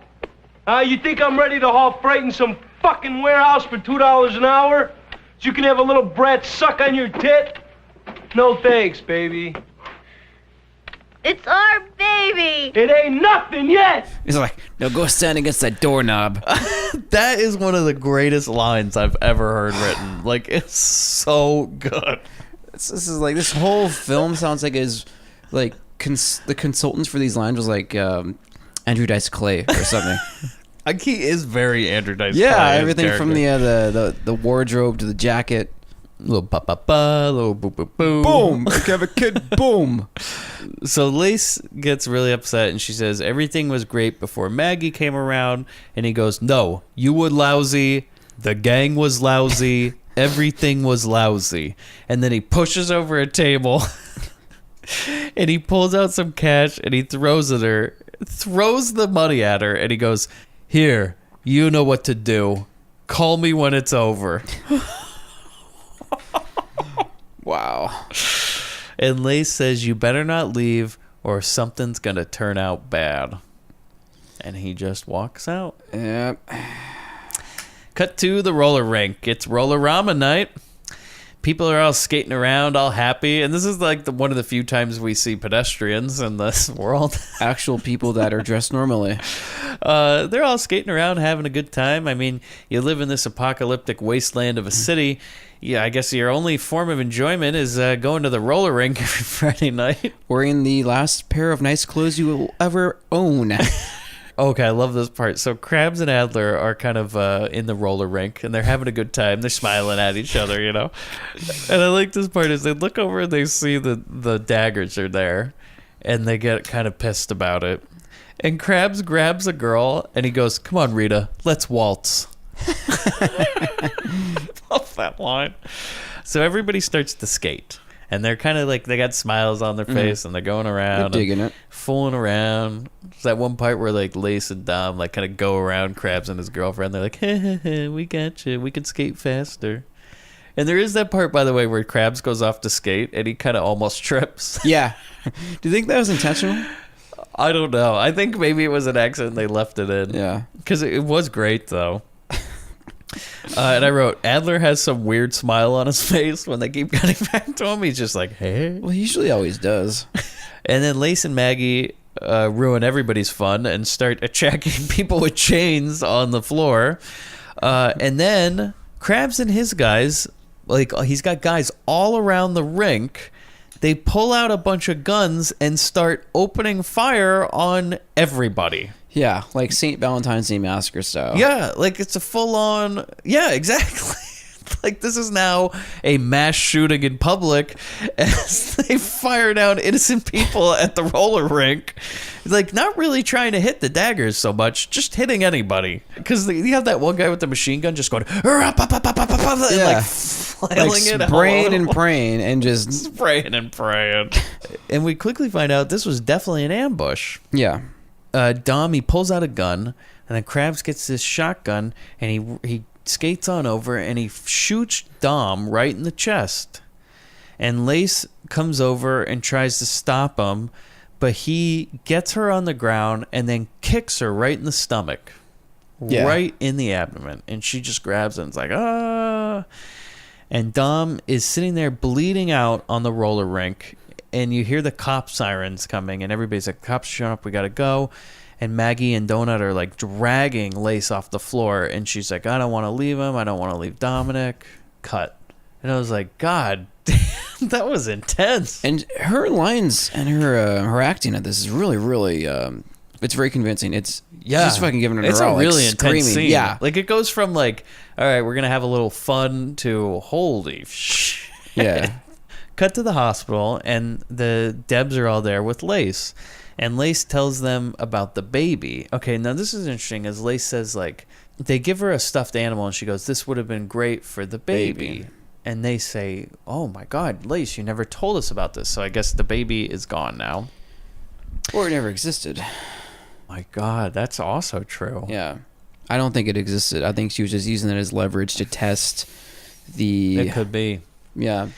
Because then she goes into this thing where she says, yeah, we were going to have a baby. Mm-hmm. In fact, we were planning on getting married. And it kind of cuts to Maggie at this point, and she's just like looking at her like, this is really crazy.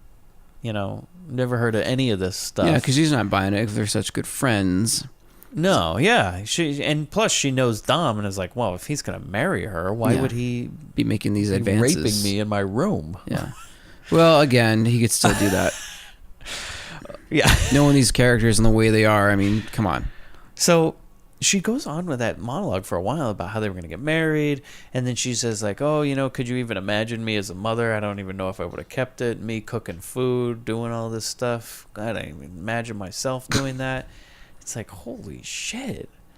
This is such a great point because it's like we know that Lace is lying. Yeah. And you can see Maggie kind of knowing it, but nobody else knows that. Yeah, that's convinced me that this was a total fabrication to test Dom. That's an interesting theory because, you know, Dom at this point is dead. Yeah. So no harm, no foul in terms of her lies. Yeah, so but she's got free reign in terms of making any story up that she wants to and exploiting his death in her behalf.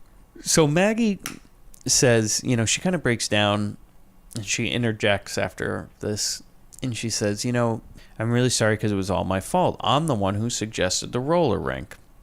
And Lace says you can't blame it on yourself. It wasn't your fault. And then they all go ahead and leave because Lace says she needs to talk to Patch about something.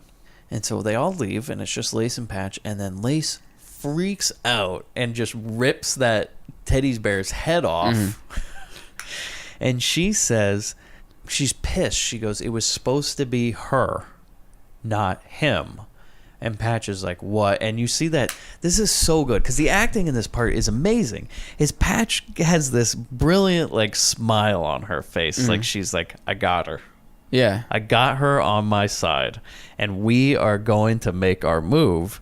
And Patch smiles and she goes, what are you talking about? What do you mean? And she goes, I made a deal with Krabs. He was supposed to kill Maggie, not Dominic. He was supposed to leave Dominic alone. And Patch is like so happy about it. And she says, get yourself together, girl. Figure out how you're going to get that bitch back. Oh, that scene is so great. Those two scenes are just fantastic. So the Debs are outside somewhere. We don't know at this point. The cops just pull up and they want some answers. And, okay, did you get this part that didn't make much sense? Is what the cop comes up and he goes, a couple of gangs beat up some innocent people at the roller rink. And I put, more like murdered. Yeah. What do you mean beat up? It's almost like maybe they rewrote the scene for everyone to get killed and like this is and like film this over. first or something? Yeah, maybe. Because then he says, like, if anybody innocent gets killed, you know, you're going to be in trouble. And Yeah. it's like, So this okay. could be evidence of a rewrite. A bunch of people got shot in that roller rink. Yeah. Like, we saw them get shot and I assume die. Yeah. So, I mean, I don't know what the cop was talking about. But this is the point where we find out that Maggie is definitely the new leader because he says something like about a gang and she says, like, I don't see any gang around here. Cut back to the Dagger house. Maggie comes in and she, like, Hook's about to take a pool shot and she just grabs the pool ball from the table and she goes, all right, look here. I think she's going to do like a Steven Seagal and start kicking it and like hitting people in the face with it. She says, we need to take control right now. We need to get Krabs back and get this thing done. And Hook's like, hey, what are you talking about? We need to lay low, you know? And plus, it was your fault anyways. You're the one who told us to go to that roller rink. And then the Debs just say, hey, shut up. We want Maggie in control. And Hook pulls out a knife, his switchblade. And then Maggie grabs it from him and gets him down on the ground and is like choking him and puts the knife to his throat. And she makes him say he's a chicken. And I like this as you see a shot of Patch. And at this point, Patch is sitting in the room and she's just kind of got her legs up on this big wicker chair, drinking her Coors. Which, by the way, they only drink Coors. That's in this the gang. only drink scene in this. Like the product placement, amazing. So Patch is sitting in this chair, smiling, drinking her Coors. And Maggie, she takes control of the situation. A Hook gets up and he goes, I ain't following no broad. And he walks over to his girlfriend. He's like, all right, buddy, let's go. And she's like, don't put your hands on me, cripple dick.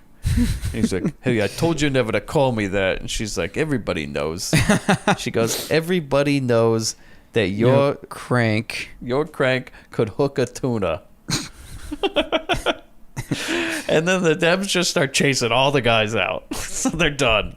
They literally run them out of town. They're done with them. And honestly, do we ever even see any of the Dagger members again? I think they're all done. Yeah, that's it. Well, no, I think that's it. We just see the principal. They chase him Daggers, out. the principal other gang. Yeah, Krabs. Yeah, that's it. That's it. So they chase the guys out, and Maggie says, okay, she says, we need to change our names because we're not anybody's Debs anymore. But I love this part. Is she goes, you guys know what a Jezebel is? I found it yesterday in the dictionary. I was like, are you kidding me? Like, so she was flipping through for names, and like, did she go through the dictionary and stopped at J? Like, she made it that far and it took that long? She's like, damsel, I don't know, Jezebel. Oh my gosh, what is this? I found it yesterday in the dictionary. It says, an immoral, shameless, impudent woman. And from now on, that's going to be us. And Patch says this great line. She goes, terrific. That will scare Krabs to death. You got another great plan up your sleeve, Maggie? What we need to do is some rebranding, you know, appeal to the kids, scare the Krabs, you know. Because he Patch is right in one way. She's like, yeah, great. We'll change our name. Yeah. Wonderful. We get some matching jerseys, too. Sort of bowling league. That would have been great if Patch says, "Yeah, that's great, Maggie. I'll make up some shirts." That'd be great. Oh, God. Now I say we need a new name. We ain't gonna be anybody's Debs anymore. We are gonna be us. You girls know what a Jezebel is? I found it the other day in the dictionary. It says, an immoral, shameless, impudent woman. And from now on, that's gonna be us, the Jezebel. Yeah! Terrific. That'll scare crabs to death. You got another big plan up your sleeve, Maggie? But Maggie says, yeah, maybe I do got a plan. Then Maggie, Donut, and Bunny, of course, why she would bring Donut, we don't know. Maggie, Donut, and Bunny. If they let Donut be the last remaining member of the Dagger Devs. Like, yeah, we're named the Dagger Devs and maybe the Jezebels. I don't remember. But they just let her be the last remaining member of the Dagger Devs. Like, you know what, Donut? You can have it. It's all you now. You've earned it. All right. And so they all come after. Burgers on me. Yeah.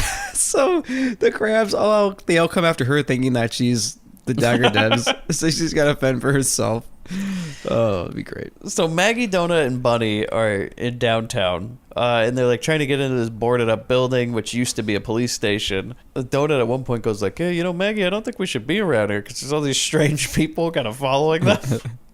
And then some black ladies in a gang corner them, and they all pull out guns, and they're like these Black Panther communists. Yeah. Which are really fascinating characters. And they quote Mao and all these other... Yeah, that's so weird. Yeah, because, okay, so when they walk into the headquarters, there's a picture of Mao, and at first I was like, is that Kim Jong-il? Oh, no. Oh, well, not whoever it was before his son. Yeah. You know what I mean? North Korea? Yeah. No, it's Mao. That's who it is. And but Maggie apparently knows the leader of this gang, whose name is Muff. I saw that name in the opening credits. I'm like, oh, here we go. And they decide to basically team up, and she's like, "Oh, what do you got, a gang of your own?" She goes, "Yeah, we got a gang." And she's like, "Well, where are they?" And she goes, "You're looking at them." And she's like, "What do you got, no men in your gang?" And she's all, "No, we kicked them out because they're all cowards." And Muff says that weird line. She goes, It's only a matter of time before the men find out that all they got between their legs is clay feet. I didn't get that. I knew you probably wouldn't either because I really didn't. I was like, well, I don't know, make clay falls apart. It's kind of sticky. It's heavy. I don't know. Maybe it's another phrase or breaks. something. Like cheerleaders, they just make up things and hope it sticks. Well, like when they sit down to have a little powwow here, a little meeting. The one lady who pulled up a gun on him earlier, who's one of my favorite characters, so she wears that beret and she's like a real revolutionary. Mm-hmm. And she looks at Bunny and goes, "You know how to read?" And she's like, "Yeah."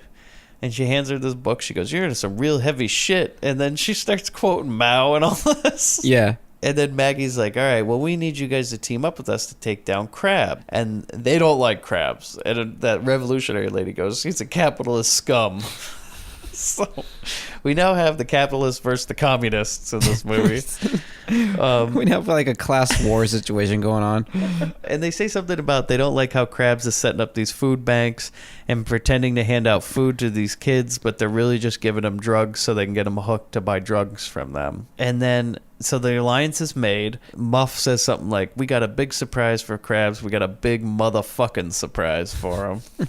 When they leave, and then Bunny goes over to Maggie before the scene ends, and she goes, "How did you know that? How do you know her?" And Maggie says, "This is the only thing we get of her backstory." She goes, "I used to go with her brother once, till the cops offed him." And I thought that was pretty interesting. Yeah. So at one point, she was kind of like, maybe that's why she didn't want to get in the gangs at first. You know what I mean? Mm-hmm. Like, she's a real tough lady, but I think maybe she was hesitant because she just moved, probably coming off the cops murdering this guy she was with. Yeah. She doesn't want to be involved with it anymore, but they keep pulling her back in like it's some sort of Godfather situation. This one, I think I'm a boom! So Patch and Lace are at the police station, and Patch says to Lace they should stay away. Okay, so this is the first time Lace has come back from the hospital, and Patch is like, "You really need to stay away because Maggie's the new leader. If you go in there and mess with her, they all support her. Lace, it's not a good idea for you to be here.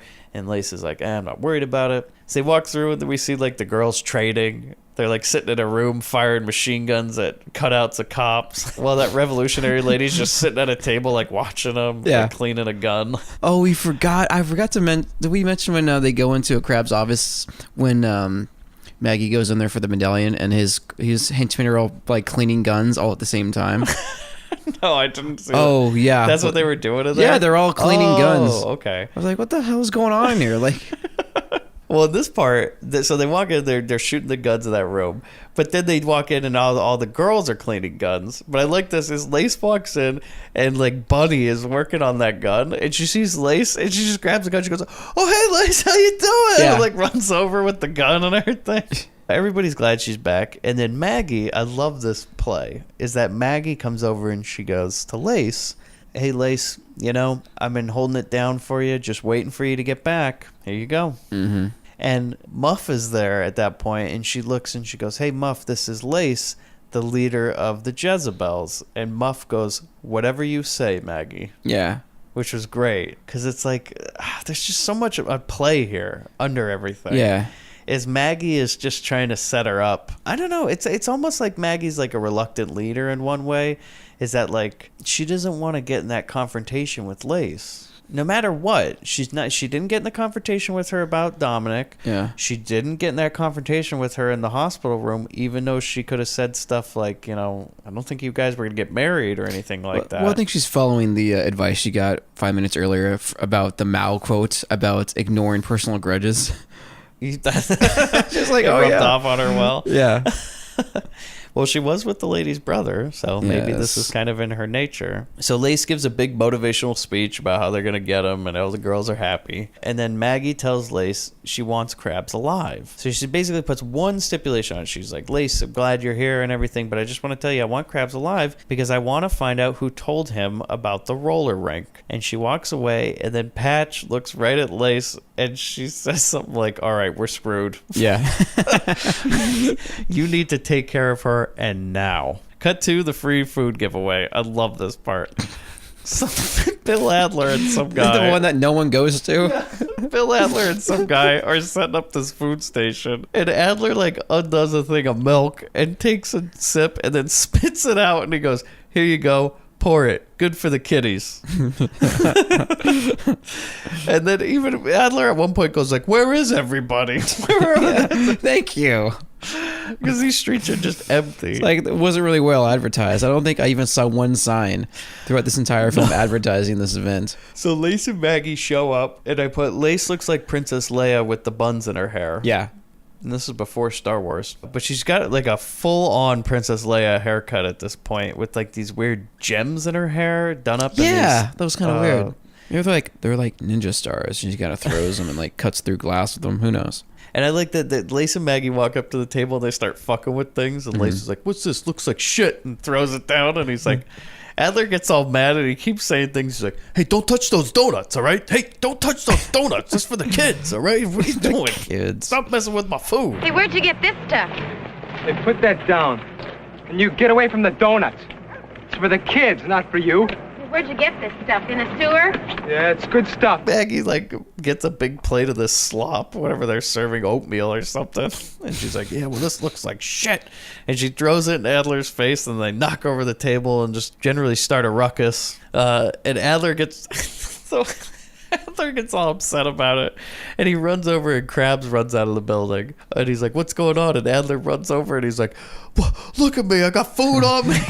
He's all upset about it. It's like, well, go fucking change. Like, "Can you believe what they did, Krabs?" And Krabs goes, "Look at you. Look at me. I got to meet the mayor in an hour." yeah. What is the level of priorities here? And so then meet the mayor. all of a sudden guns come out and the women just all start shooting it up. Lace lights a Molotov cocktail and chucks it at the truck and it explodes. And then this makeshift armored car pulls up. The Mao gang is driving around in, Muff and her girls, and they just start shooting up all of Krabs' gang. And there's that great part where Bill Adler is like firing his gun and he's up against that wall. Yeah. And they crush him with the car. God, that was great. I was kind of mad because like I wish he would have stayed to like the end of the movie and had some great one-liner. Exit Adler. Yeah. When this movie is almost over, there's only one more scene. Yeah. So they crush Adler against that wall. Then Maggie finds Krabs, and she goes after him. And then Lace and Patch see Maggie going after him, and Patch keeps telling Lace, she's like, you gotta shoot her now. And Lace is like, it needs to look like an accident. So we cut to Maggie cornering Krabs, and she's got him in the stairwell. And she's like, all right, I want some information. Tell me, I have some questions for you. And then Lace and Patch show up, and they're standing behind her. And Lace says, has he talked yet? And boy. Patch looks at her. I love this line. She goes, come on, Lace. We gotta go. Like, come on, get it over with. So Patch starts to say something, and then Patch just immediately shoots Krabs. And Maggie's pissed, and she goes, Patch goes, he was going for his gun. He could have killed you. Maggie goes, yeah, pretty convenient. And Lace gets all mad. She's like, convenient? What's that supposed to mean? And you think something's going to happen. Oh, boy. But then that car pulls up with Muff, and she's like, all right, we need to get out of here. And the scene ends. Has he talked yet? We're just getting acquainted. Come on, Lace. We gotta go. There's no time. Not before we get some information. No, wait! Don't shoot! Please! I'll tell you anything.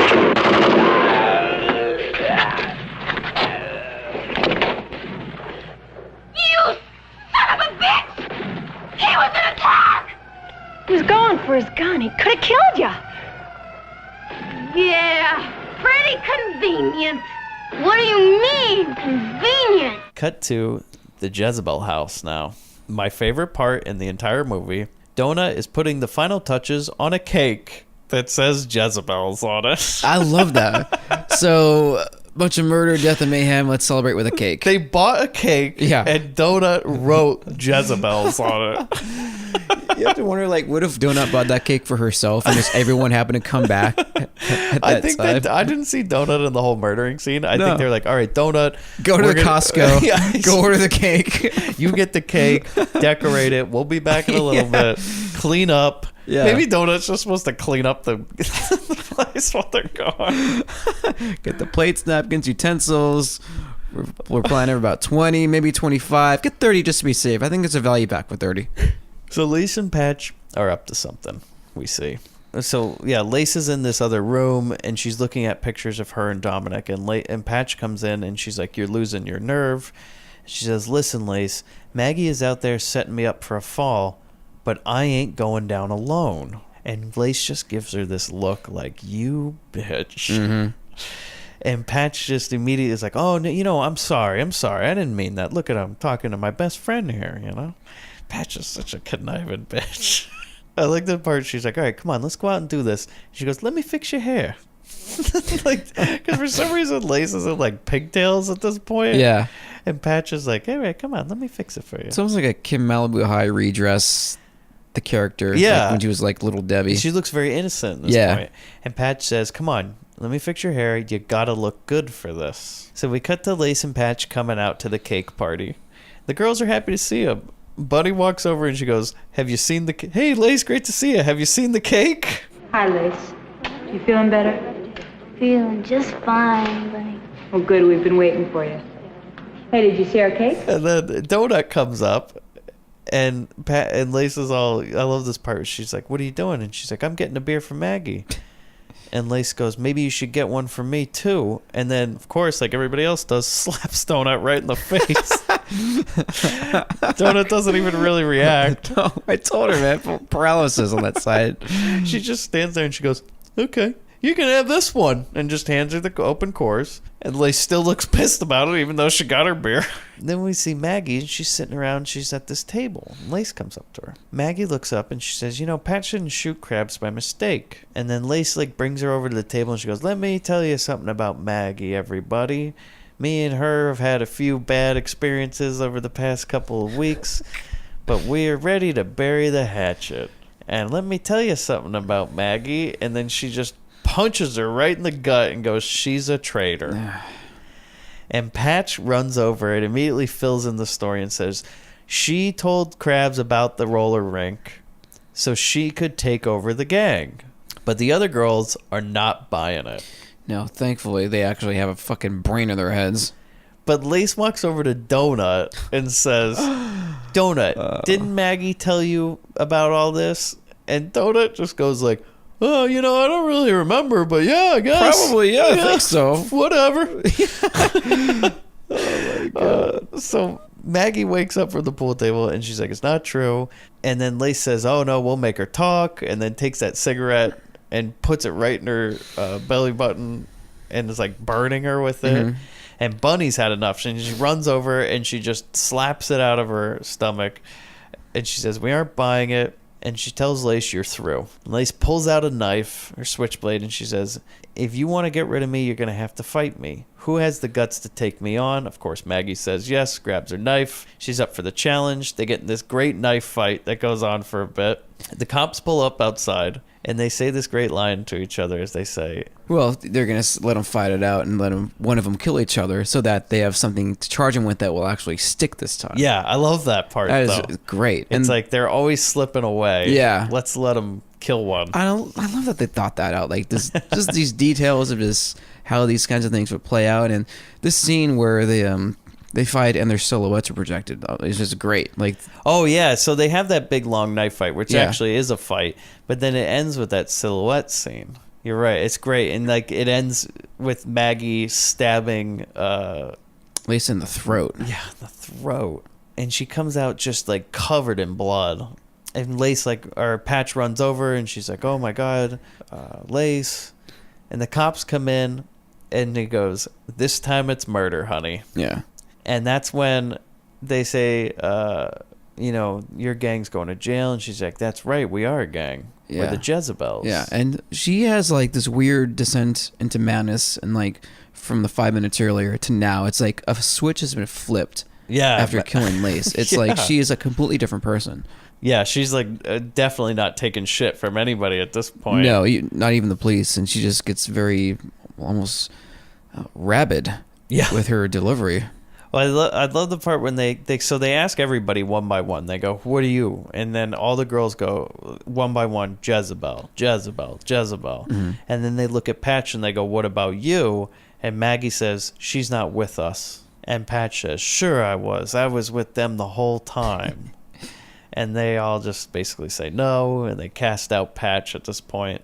All the girls say they don't know her. And then we cut to the cops loading the girls into this truck, this paddy wagon. Mm-hmm. And I wrote down all of this. As the cop says to Maggie, he goes, let me give you some advice. And she cuts him off, and she goes, let me give you some advice. No.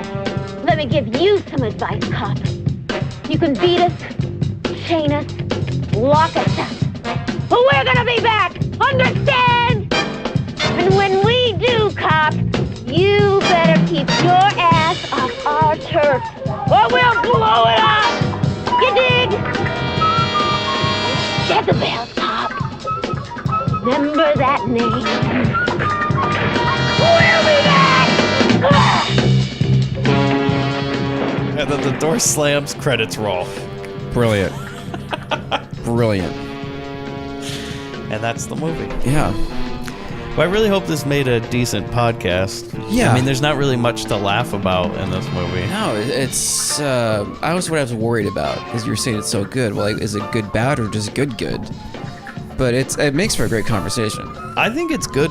Yeah, I do too. It's a great movie wrapped in an exploitation film. Mm-hmm. It has everything like murder, betrayal. I mean, I don't know how.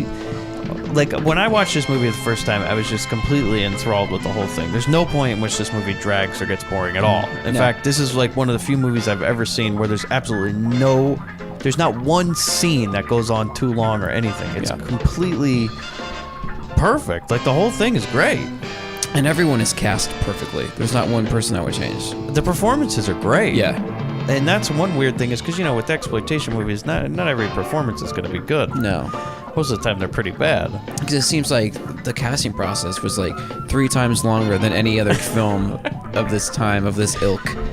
It seemed like, I wonder if this was like the movie he's always wanted to make, and like, he was really bummed when it didn't do as well. Yeah. Because this is like the greatest movie I think Jack Hill made. This is my favorite one. This is why I picked this movie. Because I just think it's awesome. Everything about it's great, and you're right.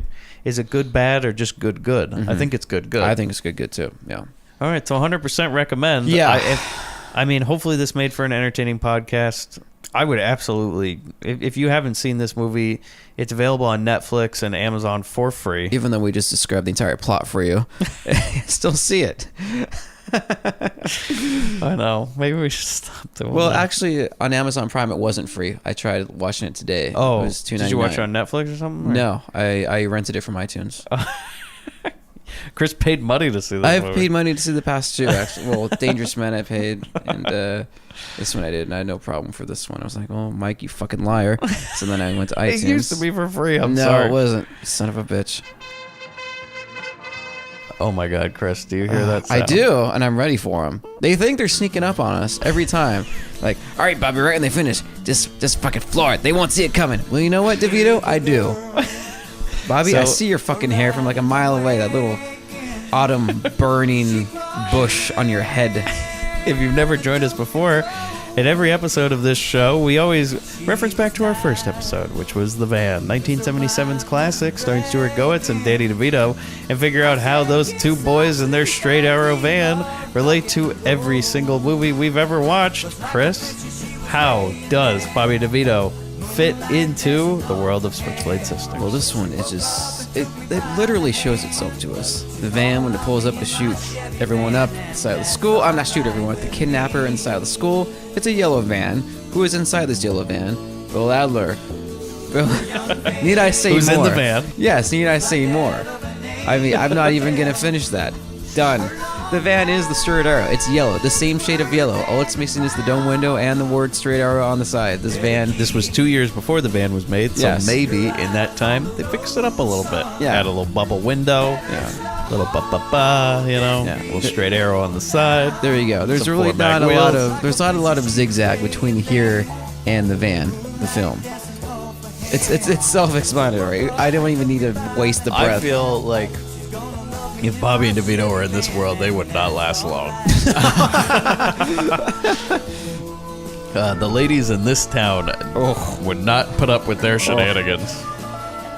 I feel like if you tried to fill up Lace or Maggie behind a pizza joint, you'd get a knife to the throats. For some reason, I just picture like Bobby making a move, and then you cut to Bobby blindfolded, duct taped to a chair with gasoline being spilled onto him by like Lace or. He's like, "Ah, you're really kinky, huh?" Yeah, he's still going for it. Yeah, you're a crazy chick. Yeah, and then Lace or Maggie just flicks a lit cigarette at him. He engulfs in flames like, now it's getting hot. Get out of here. I like it. Well, thanks again for joining us on another episode of The Grindbin. I'm Mike Wood. I'm Chris Mann. You can find us online at grindhousefilm.com, twitter.com/grindpod, as well as Instagram and Facebook. And if you like this show, you can rate and review us on iTunes. And don't forget to hit that big purple rectangular subscribe button. You can never miss another bin, never miss another Bobby, never miss another Grindbin dating profile. Aha. Yes. And we will be back soon. We will be recording episodes a few weeks from now, but you wouldn't know that because we've recorded all of these back to back. So I don't know why we even bother saying it, because no one's going to know. Well, in case we seem exasperated. Because, God damn it, we are. Yeah, because the cheerleaders came in and we're all fucked out. And we're about to record another episode tomorrow. Yeah. So thanks again for right joining now, us. it is 1 in the morning. Lovely. If you could hear those yawns, they were genuine. Not because the move was boring, but because you were. No, it's 1:30 in the morning. All right. Goodbye. Hey, Bobby, I got the money. Yeah, I made the team! But you're a hooker. Get that goddamn thing out of your mouth. Spooky got no real poetry. Brenda.